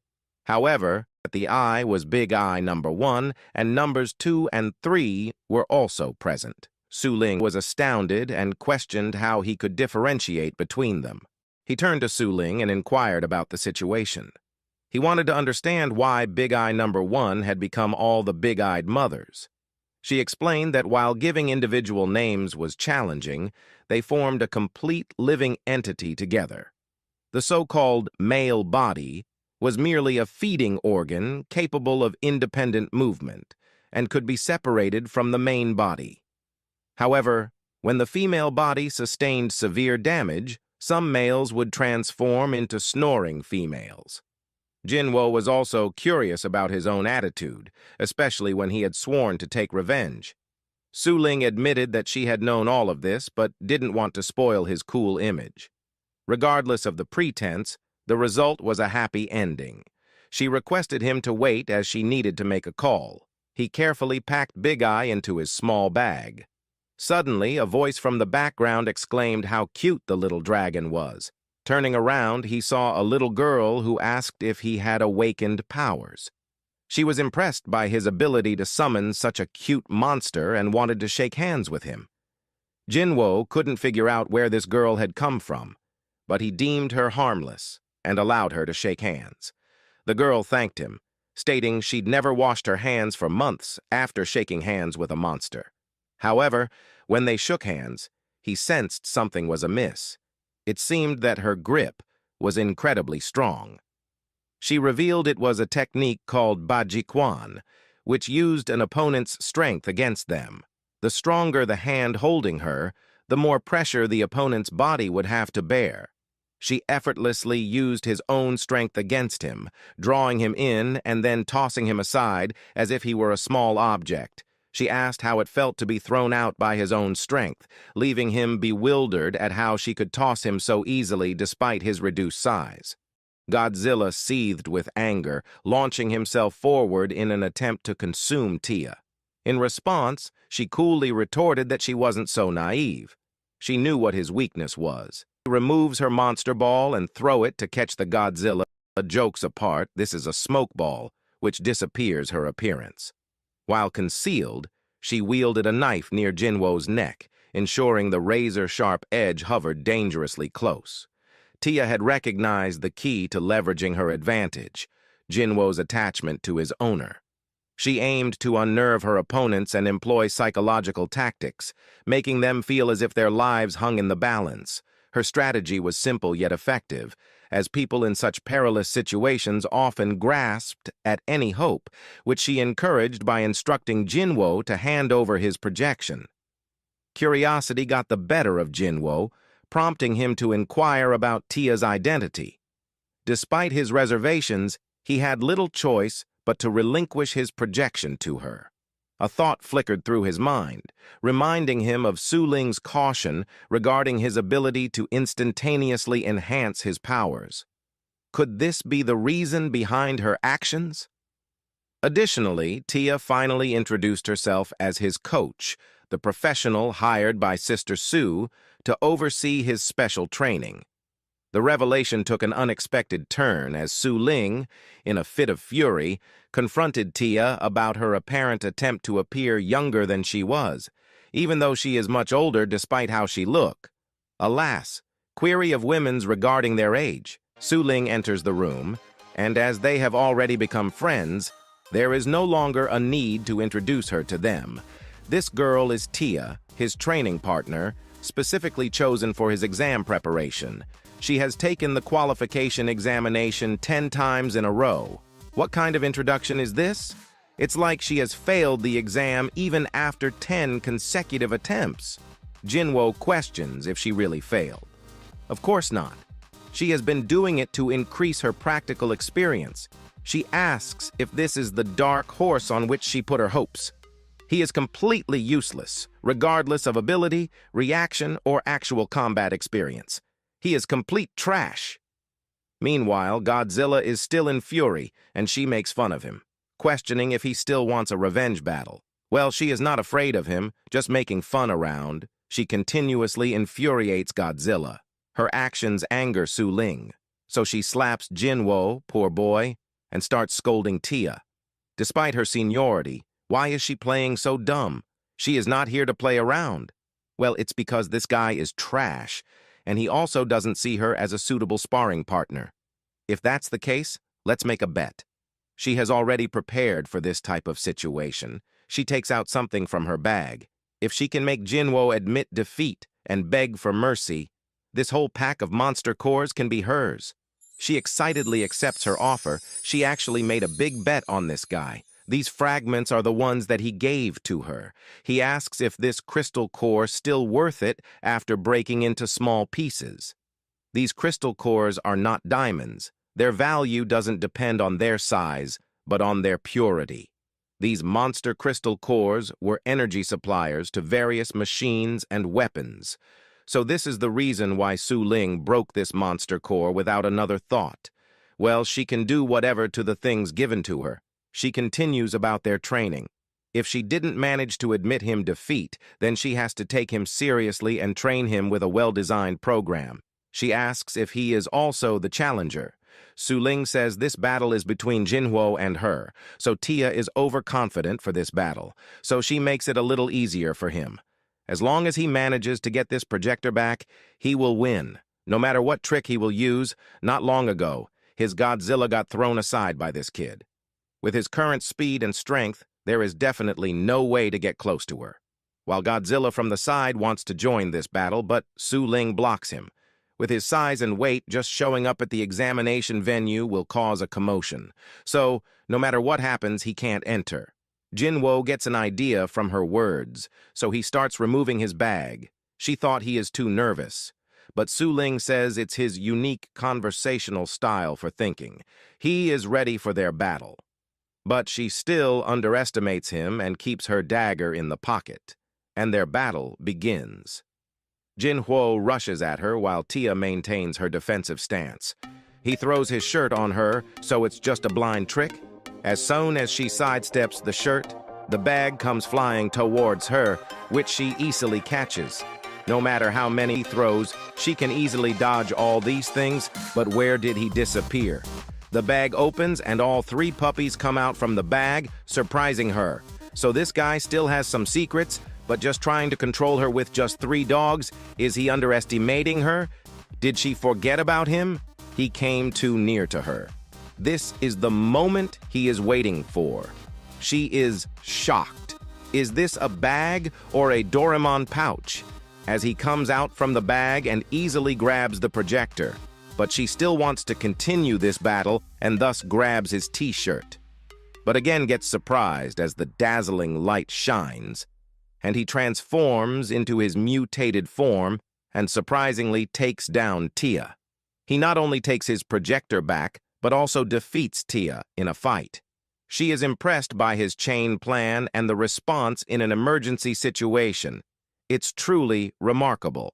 With this little praise, Jinwoo flatters. He got high because of this scaly armor. But she says it's just a change of appearance, and he is so confident. What about this? She broke his eggs, which leads Jinwoo into a miserable situation. Did she just kill his future? Then she throws some pepper on his eyes, and once again she starts bullying him. Both of their mental conditions make them worried, whereas Jinwoo looks at her with hateful eyes and goes for his full power punch. But she says, Sister Su asked for her help because she is not an awakened person like him. After hearing her words, He landed his overpowered punch on the wall and missed it on purpose. The punch is powerful enough to create a massive hole in the wall. He says, "If she's not an awakened person, why didn't she tell this earlier? What if it was too late and he landed this punch on her?" On the side, Su Ling is shocked. His punch is no less powerful than her previous punch. After hearing Tia's words, Jinwo becomes nervous, while Tia again makes fun of him, questioning why he is shaking. Is he afraid? Does he think that because she's not an awakened person, she won't be able to resist that punch? If such a punch hits an ordinary body, it must result in broken limbs and splattered blood. Well, he is wrong here. Even among the majority of awakened people, the result would be the same as an ordinary one after receiving such a powerful punch. Didn't she tell him before? If he wants to make his opponent feel life-threatening, a fruit knife is enough. Therefore, he should not hit anyone with this fist. Well, he became upset from all of this.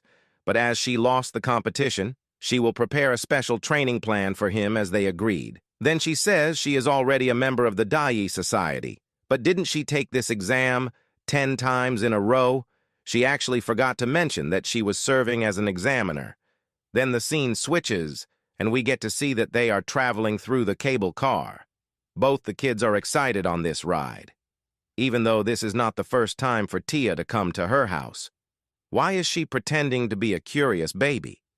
Jinwo asks her a question. Is she really not awake?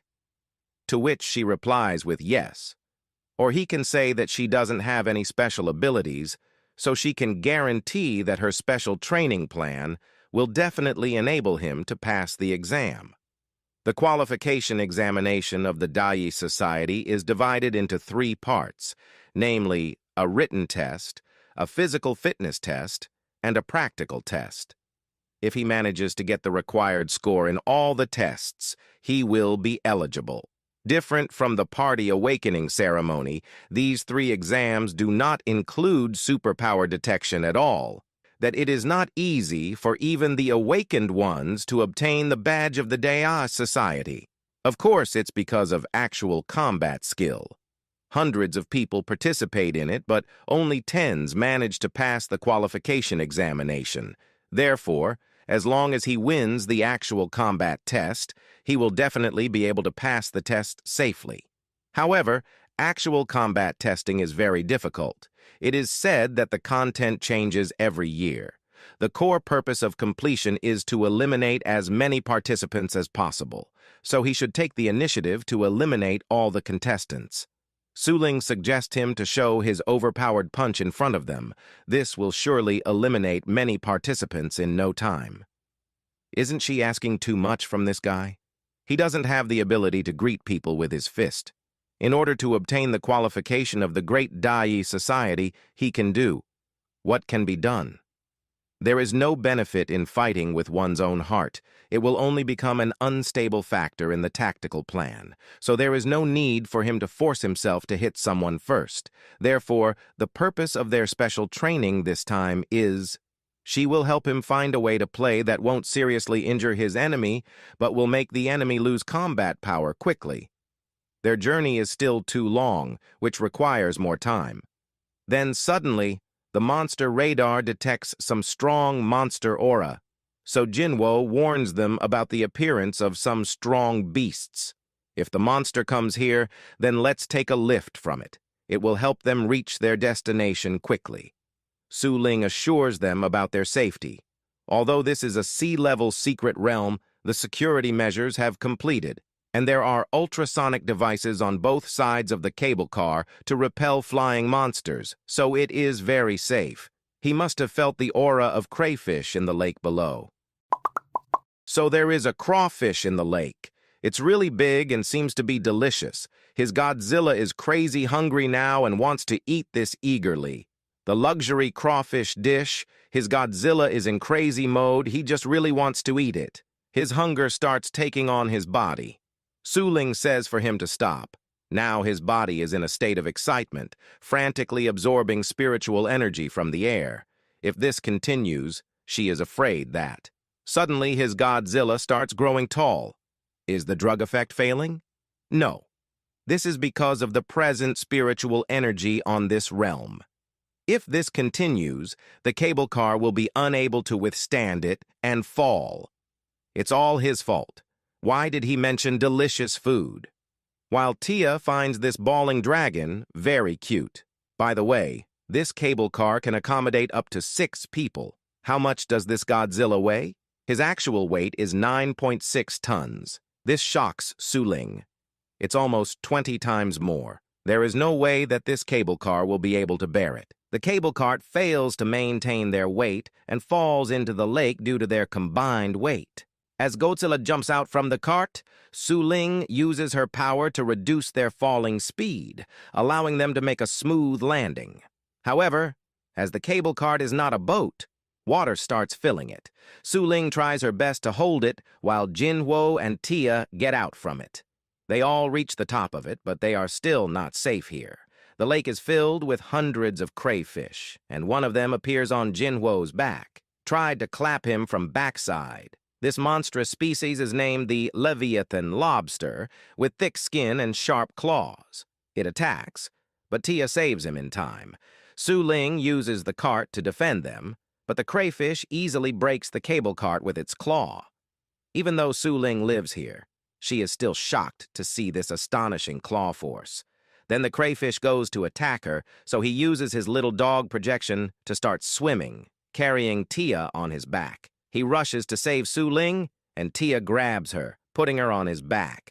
This little dog is similar to a mini jet boat. Even after carrying these 2 ladies, he is still able to swim with just speed. But the crayfish shows a strange behavior, diving into the lake and locking onto its target, preparing his hydro pump attack. Then this Pokemon shoots his overpowered hydro pump on them. Su Ling tells him to use dive to dodge the attack, so he does that and starts diving deeper. Then only Godzilla opens his mouth and sucks them in, using his tongue elegantly. He sucks them, into his mouth and carries them to the land. In Su Ling's home, her father is waiting and worried for them as it's already noon, and they still haven't arrived. Godzilla reaches near to the pole and opens his mouth. They are all really wet down. What have they done inside his mouth? Leave that aside. Tia starts undressing, which makes Jinwo embrace as they are now in big trouble. The lesser the weight, the better. She actually hides many weapons inside her cloth. But these weapons are nothing more than little self-defense for her. The crayfish arrives, so they start climbing on the pole. As now they are safe, Godzilla can give his all in the battle. He directly rushes to the crayfish, while the crayfish uses his claw, but misses. Godzilla uses his agility and confuses the crayfish, and here comes the moment he is waiting for. He directly goes to taste the crayfish, but its hard shell breaks his teeth. So, he remembers the lesson taught by Jinwo. The crayfish tastes delicious after being grilled. Using his explosive breath attack, he grills the crayfish completely. Then they carry it on Godzilla's head and finally reach the land. But they get attracted by the grilled crayfish aroma. They all eagerly want to taste this thing, but Godzilla warns them about its hardness. But as Jinwo has already eaten crayfish 1,000 times, he is also considered a master chef. By using a tiny knife, he prepares the giant crayfish in no time. They literally enjoy these crayfish like nothing happened. While enjoying her food, Tia gets an idea. He can use the electric power through his first. This will paralyze his opponent's body, and he can easily win the battle without killing his opponent. This is actually a good idea. It's become night, and they still haven't arrived. Her father is worried sick for them. Then they arrive after their long and tiring full journey. They have those remaining crayfish meat for their dinner. While eating their dinner, they discuss their training plan. They will use those crayfish for his training. He should not underestimate the lobster. In terms of physical strength, he just has to control the power of his punch in practice and use the surge of electricity in his normal punch. But Thunder Iron Fist needs some time to charge. There's a possibility that he will get killed before he can launch his punch. In the warehouse, Godzilla is having his good night's sleep, while Jinwo is ready for his special training. He just knows that he has to control his punch power with the surge of electricity in it. But before every heavy workout, he has to do the proper warm-up, so he starts doing some push-ups. Godzilla wakes up in shock. He thought there was an earthquake. Jinwo's strength is so much that he causes cracks in the concrete. Godzilla asks him what he's doing in the middle of the night, and Jinwo replies that he's practicing the Thunder Iron Fist. Godzilla questions if Jinwo believes having a big belly will allow him to spit explosive breath, and having thick arms will enable him to throw Thunder Iron Fist. First, he has to understand how his body parts get transformed, as Jinwo seeking help, buttering up Godzilla, and expressing his lack of knowledge on controlling thunder energy, managed to convince Godzilla to teach him. While the ladies indulge in their beauty care routine, they discuss whether Jinwo will really be able to defeat any lobster or if he's just heading towards his demise. Although Jinwo's dad was able to use Thunder Iron Fist, it doesn't guarantee Jinwo's success. Suddenly, they hear noises, realizing that Jinwo and Godzilla are practicing. Godzilla instructs Jinwo to lie down and concentrate his body's strength into one point. Suling understands. Jinwo must be scared that he can't defeat the lobster. Godzilla asks if he is ready for the Thunder Energy Awakening Guidance Ceremony. Then Godzilla kicks on his butt, prompting Jinwo to question if he's genuinely helping. Godzilla insists he keeps lying down as the ceremony isn't over. He proceeds to whip Jinwo's butt, shamelessly asking if he feels any power. Su Ling assures Jinwo that it's not a trick, and there is indeed spiritual energy gathering in his body. Godzilla instructs Jinwo to concentrate all the energy in his hands, then takes him down. Su Ling, at Godzilla's call, creates a large pan with her power and hits Jinwo. However, she applies a bit too much force, causing him to fly into the lake. Despite the accidental excess force, Godzilla deems it perfect. Jinwo starts swimming with great speed, but the water remains dangerous. To ensure security, Godzilla decides to follow him underwater. A big red and thick arm, monstrous eyes. This time Jinwo has a complete body transformation. What should I call this form? Godzilla advises him to concentrate his energy into his fist. However, Jinwo feels a powerful energy penetrating all his limbs. Unlike in the past, where he could only transform a single body part, he can now use all attributes and even breathe underwater. Now confident in his ability to defeat the lobster with his bare hands, he faces the lobster's hydro pump attack. Easily dodging the attack, he considers the lobster nothing for him, attributing this confidence to the Godzilla bloodline. Wrapping the lobster with his tail, he concentrates his energy into his fist, intending to land a powerful punch. The lobster struggles to break free and retaliates with a claw attack, throwing Jinwo out of the water. As the lobster uses its hydro pump attack, Jinwo's thunder energy finally appears on his fist. Landing an overpowered thunder punch just before the water hits him, he believes he has killed the lobster. However, upon falling back into the water, he is shocked to find the lobster still alive. Although his attack didn't work as expected, the lobster is now cooked. Having succeeded in his hunting test, Jinwo carries it on his shoulder and starts swimming back. Before he can emerge from the water, the projection times out, causing him to transform back and start drowning. Godzilla rescues both Jinwo and the lobster, highlighting Jinwo's weakness and penchant for random actions. Certainly, he is now able to wield the force, with only the need for practice until perfection. Over the next 10 days, he diligently practices with the lobster in his full body transformation. 20 days pass, then 30 days. He finally managed to use Thunder Iron Fist. For the last 30 days, they have indulged in electric grilled lobster. Suling didn't anticipate that within just 30 days, he would become so proficient with the Thunder Iron Fist. In the laboratory, Suling remarks that considering the participants of this year are all novice rank, there shouldn't be any problem passing the exam. However, another situation arises. Glancing at a photo frame alongside Suling's dad, there's that evil scientist and mutated bird girl. The evil scientist was once his student, and her dad is unaware to the fact that his former student is now an evil scientist. All he knows is that the scientist has been researching Godzilla-like creatures for 12 years on Jiyuan Island. On the present day, Jinwo arrived for his test, and the crowds are discussing that the girl in the poster is also participating in today's exam.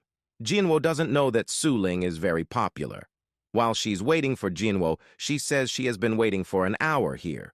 Her words enough to burn the crowd with jealousy. Then she takes him by her side, and they move quickly. Jinwo is quite scared by people's reaction while someone is blocking their way, the previous bully from his school. He didn't expect him to take this exam. Is last time's beating not enough for him? Did he forget how he ran to save his life? As per these examination rules, no supernatural fights are allowed, so he's not scared of her, at least here. There are many guards patrolling for this purpose. Can they really take on a 2-on-5 fight? Jinwo wants to use his weapon, but Tia stops him and directly rushes and kicks all of them, locking his hand, which is about to break. He fails to use his supernatural strength enhancement ability, and in no second, the 5 versus 1 is over. This little packet is a nuclear bomb herself, making fun of him, while the crowds recognize her as the one who passed the test 10 times in a row. Tia asks Jinwo, as this bully is kneeling for his mercy, will he forgive him? He lets him go, and they left, gathering with all the participants. Jinwo asks about the rumors spreading about Su Ling. Tia proudly says this time, Su Ling took the initiative to be an examiner's escort because she discovered a strange species, very rare to be born in this world. She wanted to add him to her party. In the crowd, Godzilla senses something. Is he talking about the bully? Not to mention the previous muscle man is also present. Something feels strange, so he places his big eye to observe him. He tells him to enter the car, and as he moves, he finds Dr. Animo here, along with her big green secretary. She says it's from his dad's order, and the bully boy gets into the car. On the exam center plaza filled with crowds, it feels more like a tournament to me. In front of them appears a person in charge of these examination rooms. He starts talking about their history, blah, blah, whatever.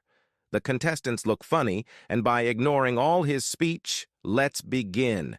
The big eye is trembling in fear, like it saw this thing in its dream.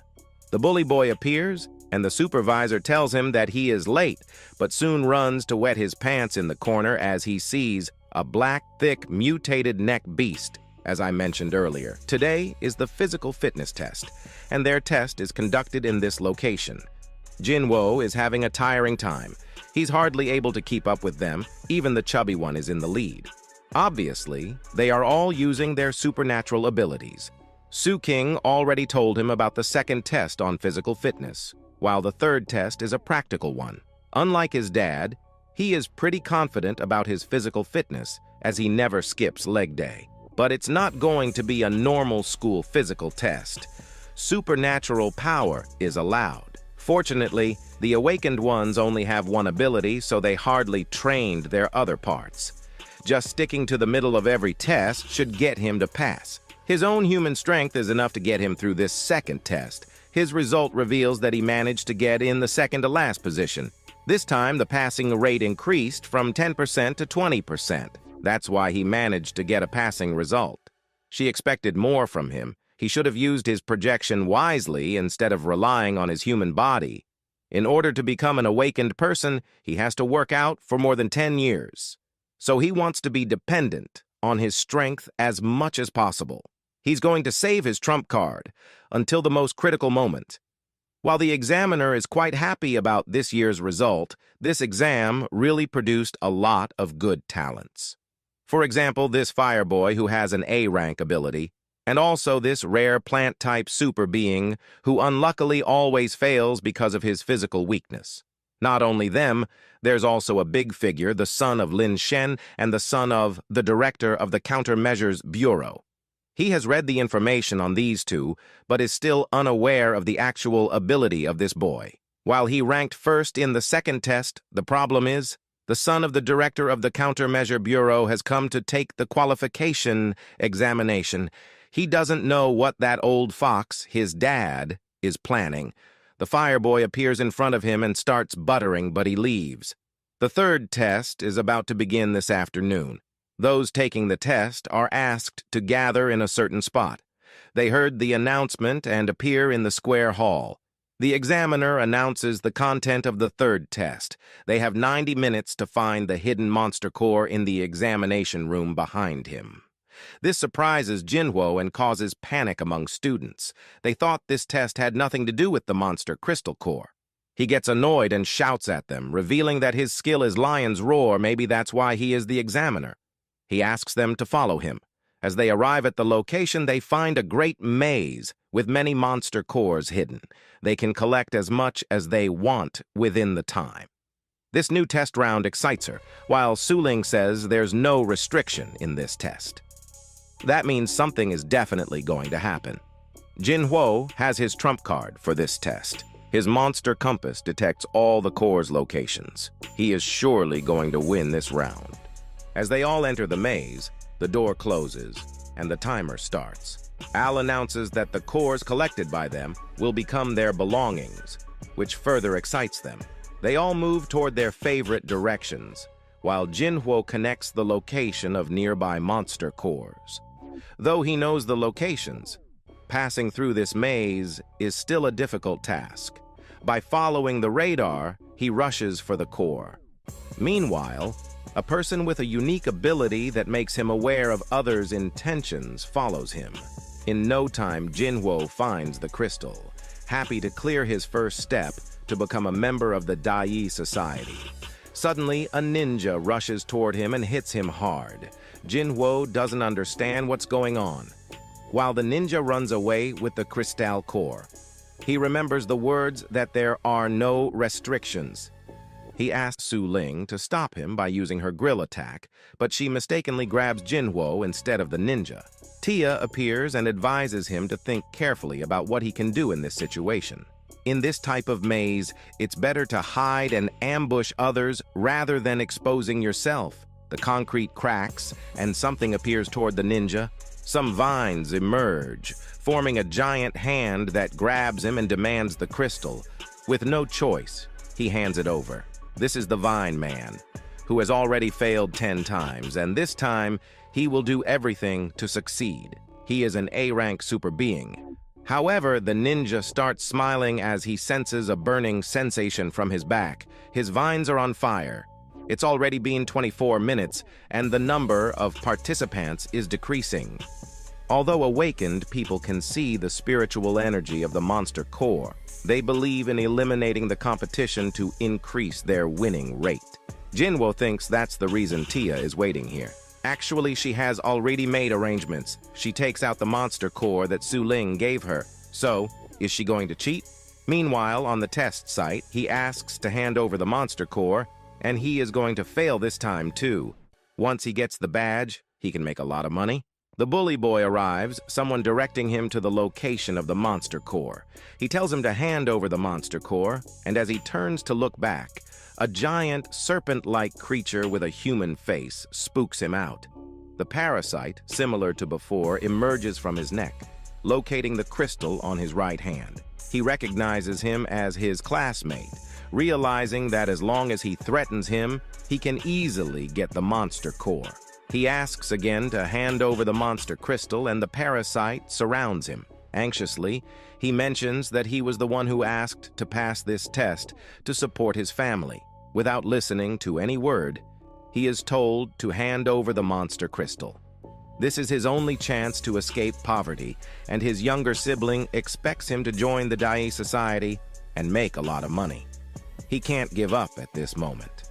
Although he couldn't beat Mr. Chen, and today he seems completely different, even though he has no chance against him. He tries his best and burns the parasite. He decides not to hand over the monster core to him, realizing that the stronger a person becomes, the sooner they become everyone's target. He asks the ninja and Vine Man to join him, but the parasite shatters his delusion. As he looks around, he finds that they are already knocked out. His attitude changes, and he starts begging for mercy, but the parasite moves to swallow him. He runs anxiously, and something falls from above, cutting its neck. His life is saved. He is rescued by Su Ling. Godzilla says he's still breathing, and he remembers where he smelled that before. It's similar to that disgusting guy. The parasite makes its movement, the fire guy moves away and thanks them. In no time, the parasite joins the muscle. This parasite is really disgusting, but the main problem is that there is more than one parasite here. What the hell is going on? It seems like this monster mimicked Chen Hu and sneaked into the closed examination room. So, they contact the exam center. Jinwo is surprised that they brought this communication tool here. Su Ling's voice is heard by the examiner, and she asks to open the exit door. The examiner panics and reports it to the superior, checking the surveillance camera. She asks her, "What's going on? Why are these fleshy bugs crawling around? And how did this monster invade the closed examination room?" She tries to contact the technical team to open the door, but their system gets hacked by the bird girl. Now the entire examination room control system is under their control.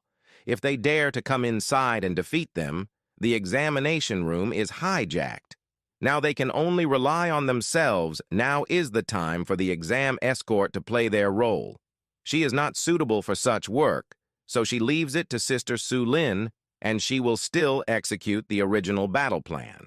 Originally, he saved his trump card to defeat all his opponents, but now he has to kill these bugs. The entire Security Bureau force surrounds the examination hall, prompting her to question why they have encircled it. The captain explains that they received a distress call 15 minutes ago due to a sudden dangerous situation in the examination hall.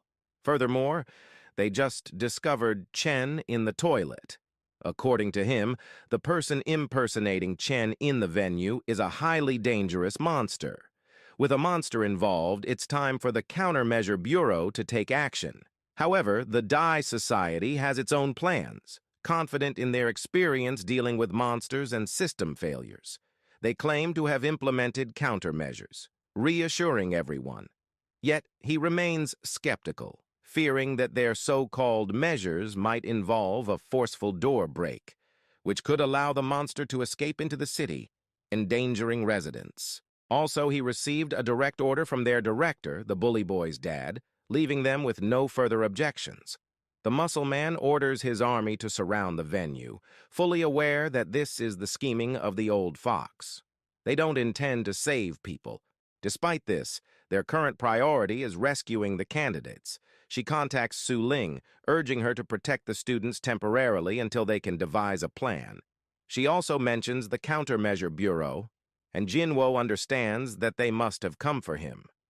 Su Ling assures him that they will find a way to reach them as soon as possible. Additionally, she suggests gathering all the candidates at the center, a challenging request given the maze-like examination room filled with monsters. Then, she notices the bars and gets an idea. Accepting her request, she starts using her powers on the ceiling bars. Meanwhile, the Vine Man does his best to escape the parasites, and upon hearing Su Ling's voice, she instructs everyone to gather in the center and support each other to overcome this difficult situation. While Too Big, I mean Wingbird, notice Su Ling and dismiss her actions as useless. Thinking the insects won't die no matter how many bars she throws, the Vine Man is anxious, finding it impossible to free himself from the monster.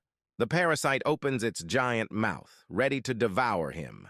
Just as he gives up hope, a giant fist lands on the parasite's face, sending it flying. A super being carrying the Fireboy comes to the Vine Man's rescue. The Vine Man questions why he saved him when Su Ling had already rescued him before, and now she's asking them to help each other. However, the question of finding the center of the maze arises. The giant boy points behind them, where Su Ling has already created a landmark. Breaking the wall, they rush out, but the parasite regains its senses and attempts to catch them. The Vine Man uses his superpower to block the pathway. The bird girl gets infuriated and orders the others to form a group and follow her. In the midst of this situation, Tia makes her entry. This little missile jumps from the top and lands on her back. She attempts to lock her, thinking her limited strength is enough to control her. Of course not. She has prepared something for her. The little missile throws a slippery substance on her body, covering her face. She asks, "What's this?" "It's just some cooking oil." The little missile takes out a lighter and warns her to surrender. At that moment, the concrete roof cracks, creating a hole with a roar. As he's not allowed to break the door, so he goes for the roof. By using the tower, candidate starts moving out of the hole. Due to the impact of the loud noise, the bird girl hits the floor directly, possibly rolling or slipping away. She's having a hard time. How dare she commit this shameless act? As a well-prepared girl, she hangs above, furiously attempting her gust attack. However, due to the oil, even after giving her best effort, she fails. Although it's a pity that she couldn't ignite her, it's still enough to ground her temporarily. While she mocks her, a ladder is provided by the noisy man, urging her to come up quickly. She suggests rescuing the candidates first, as she can handle the situation for now. The parasites move toward the tower and start attacking the students. Thanks to their escape plan, they gather all the students together, making it an easy feast for her parasite. Tia advises her to look carefully as the real show is about to begin. Jinwo reveals the crystal bag and lures the parasites. All of them gather near him, reacting like dogs to a bone.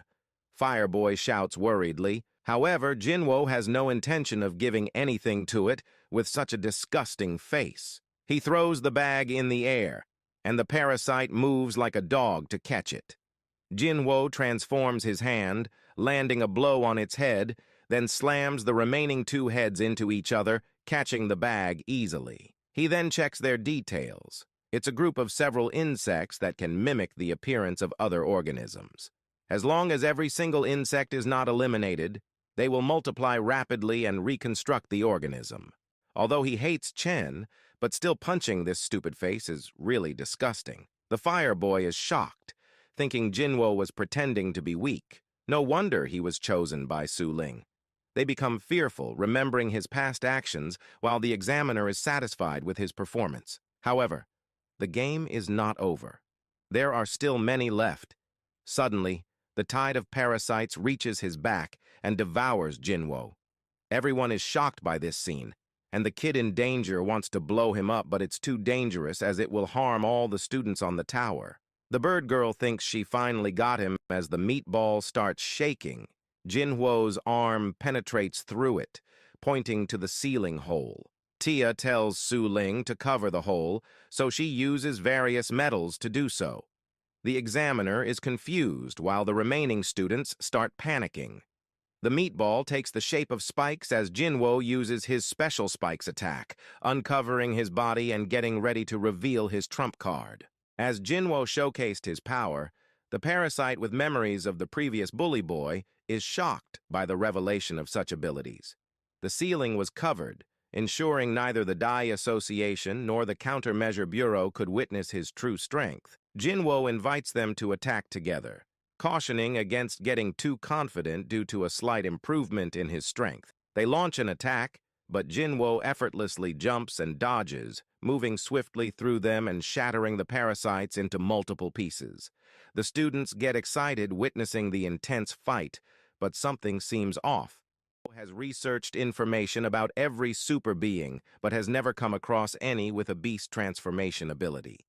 The parasites tremble in fear, while Jinwo is prepared to dismantle them repeatedly. The parasites attempt to escape, but Jinwo is determined not to let them get away. His strength is enough to disperse their bodies with just a light touch, causing the students to almost have a heart attack, realizing the steel tower might not withstand their combined weight. As the tower begins to fall, Su Ling does her best to maintain its balance. A large swarm of parasites gathers below the tower, and Dr. Animo makes his appearance, greeting Su Ling and Jinwo. She's surprised, and the panicked students wonder if Dr. Animo is here for Jinwo. He reminds Jinwo of their previous agreement. Now that he has the information disk, it's time for payment. Amidst the chaos and the students struggling to survive on the tilting tower, Parasite Chen opens his giant mouth, ready to devour the fireboy. However, before he can do so, everything starts sinking, and the parasites fall from the tower. Dr. Animo, in his gigantic form, devours the entire tower, along with his own parasites. The steel structure is on the verge of being consumed by this monstrous beast. The bird girl explaining that this entire setup was orchestrated to capture Jinwo and his Godzilla. Godzilla, angered by the presence of the evil scientist, prompts Jinwo to instruct everyone to escape from the tower quickly. The Vine Man suggests handing over what Dr. Animo is asking for, as they have no other means of escaping. The Fireboy is furious at the suggestion, but others reluctantly agree, realizing the dire situation they're in. The chubby man rushes towards the Fireboy, taking him down. As Jinwo's classmate, he supports Jinwo and suggests handing over what the evil scientist is asking for. Dr. Animo insists once more on obtaining Godzilla. Reluctantly, Jinwo takes off his bag, preparing to comply. Jinwo instructs his dogs to climb the steel tower, with the big eyes staying in the bag for now. Jinwo questions his Godzilla, asking if he's ready to face such a massive monster. The hungry Godzilla urges Jinwo to let him go. As the bag opens, an enormous Godzilla emerges, stunning everyone. Although sizable, Jinwo's Godzilla is dwarfed by this colossal creature. The chubby Godzilla appears intimidated. Observers wonder about the connection between this Godzilla and Jinwo's transformation. It seems this monster, weighing at least 10 tons, was hidden on the kid's back. Could this monstrous ally be on their side? The Godzilla swiftly rushes inside the large creature's mouth, disappearing without a trace. Shock and silence grip everyone as the giant parasite relentlessly devours the tower. Anxiously, Jinwo shouts at his Godzilla, questioning why it didn't consume the parasite and instead got swallowed by it.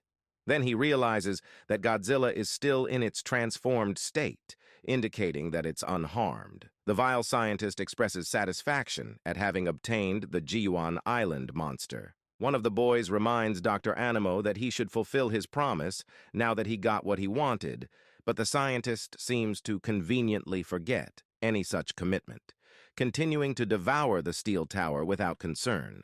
The survivor screams for help. Su Ling says them to jump from the tower. Jinwo jump and reach at the top of tower. Fortunately, everyone is on top, and there is still time for rescue. As he thinks the tower disappears in no second. Jinwo thought he has eaten them all, but Vine's man somehow managed to save them, and the survivors shamelessly beg for his help. Vine Man is struggling as he's physically weak and unable to hold for long. Some of them says Su Ling to open the ceiling so that they can escape from here, but she's waiting for his direction while he's already busy with directing his pets. While on out of the stadium, the media has already paid attention to it. They have to solve this problem quickly before it becomes the hot topic. The superior doesn't care about their reputation anymore. All he cares about his students' safety.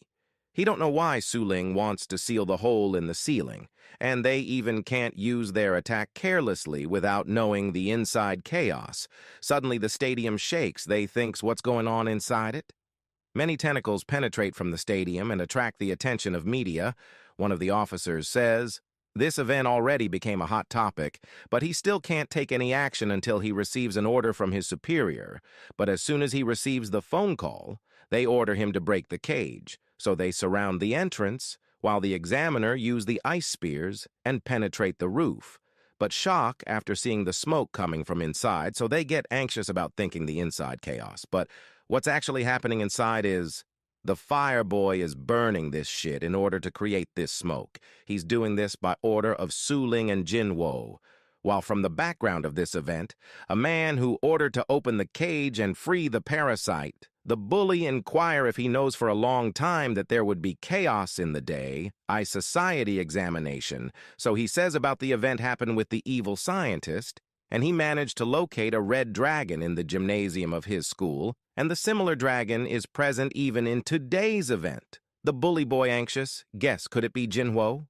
But he has already guaranteed that Jinwo has not awakened any abilities. He grab his mouth and angry on him and says this because of the pendant left by Lin Shen for his son. He pick him in the air, as he's responsible for this occurrence. This furious old man is the chief director of Security Bureau, doesn't even cares about his son's life. And it's looked like he's also a beast-type super being. He gave him back his thing, his diary. Like a normal dad, he's aware about his son's age and his interest on girls, but warn him to avoid any kind of interest, otherwise he has to pay for his mistake with his life. It looked like this bully boy also has a secret crush. Back to the scene, the Security Bureau trying to break the door. But even after some attempt, they fail to break the door. He didn't expect this door to be this sturdy. Inside the stadium, they fill with the smokes. All the candidates on the ceiling have evacuated from the examination room. He says they also should evacuate from here. The Countermeasures Bureau will handle the rest, she asked for Jin Huo's opinion. But he'll only go out after taking his Godzilla back from this evil scientist. Suddenly blood spitted out from his mouth. The bird girl laughed as she thought he chewed his Godzilla. But as his transformation is still on, so he knows that his Godzilla is still fine. Suddenly a potato appear on his forehead, and then Godzilla burst out from it, excited by his appearance. While someone becomes speechless, he devours the parasite face and receives lots of evolution points. As the parasite is bearing pain, he spits something from his mouth and that thing punch on Godzilla. Soon enough regenerates the part that devour by Godzilla, but it doesn't matter, as he can eat until his regeneration ability get over. He once again starts generating evolution points, then a notification pop up saying his Godzilla receives a skill of regenerating after devouring enough food. So he says his Godzilla. He can recover his health after eating it. After a moment, he recovers. The ability of this dragon exceeds his expectations, and more eagerly wants to have this Godzilla for himself.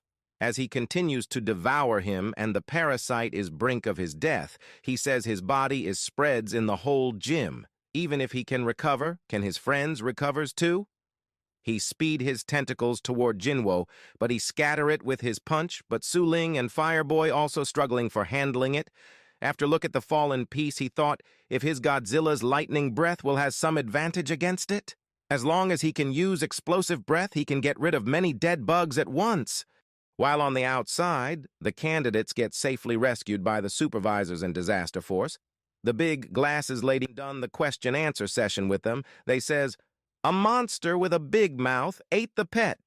But the pet survived, as expected from Lin Shen's son. He's truly extraordinary.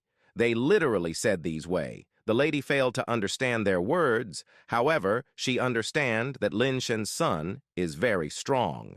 At the same time, they are dealing with parasites, but the fire boy bravely faced it until it convert itself into the bully boy, which shivers his spines. So a flying bar came and smashed at his face. Su Ling helps him to get back on his senses. Then only her iPhone rang. Pink lady shouts at her. She asks what's going on inside and why she's still inside the stadium.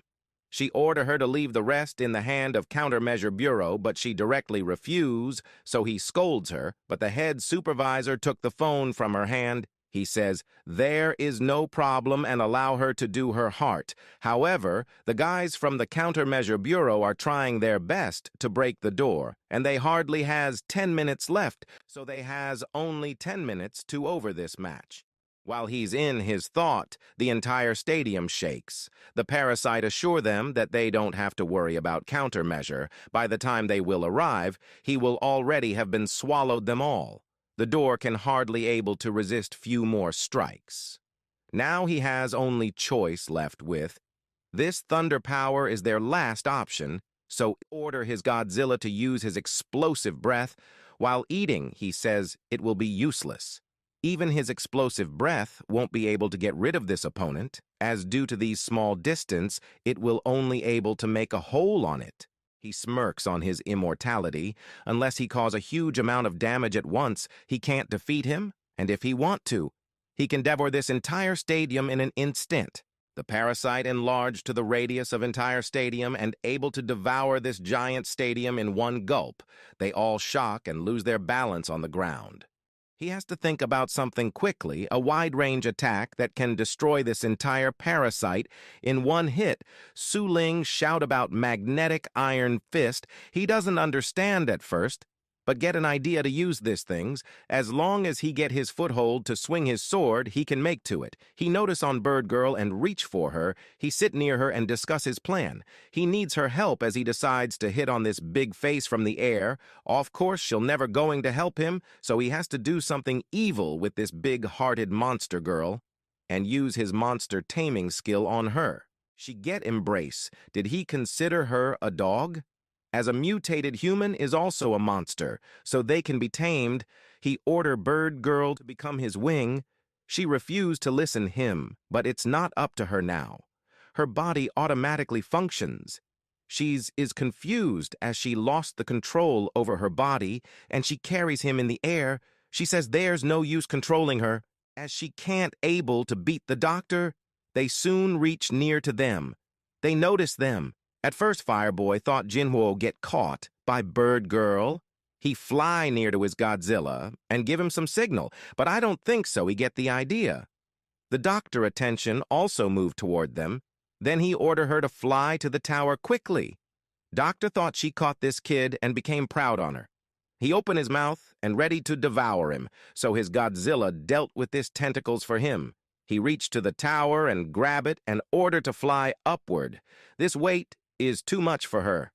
But thanks to the system, still able to carry this giant tower, gather together with the help of Su Ling, evil scientist, finally remembered that Jinwoo has the power to control monster and even control his partner. While Su Ling is maintaining this tower, Jinwoo keeps flying upward with this giant tower, as she shout they will soon hit on the ceiling. Jinwoo use his thunder punch and create a huge hole, enough to take out this entire tower. The way Jinwoo make his exit is really extraordinary. After reaching a height, he reversed the entire tower and ready to throw it. He shout at his Godzilla, even though he doesn't get it, but starts preparing his explosive thunder breath attack and shoot toward Jinwoo. She gets scared to death. Then Jinwoo jumped directly on the explosive breath, and the tower gather all these energy around it. Then by using this tower like a giant bat, he landed a hit on him. He really underestimated the power of Jiwon Island monsters, and thus the evil scientists get eradicated. Even the parasites get vaporized with this huge blast. Jinwoo lost his consciousness and starts falling, but caught by Godzilla. This video concludes here. And if you watch till here, make sure to comment your favorite Godzilla, the red one or the blue one. Thank you for watching these complete video.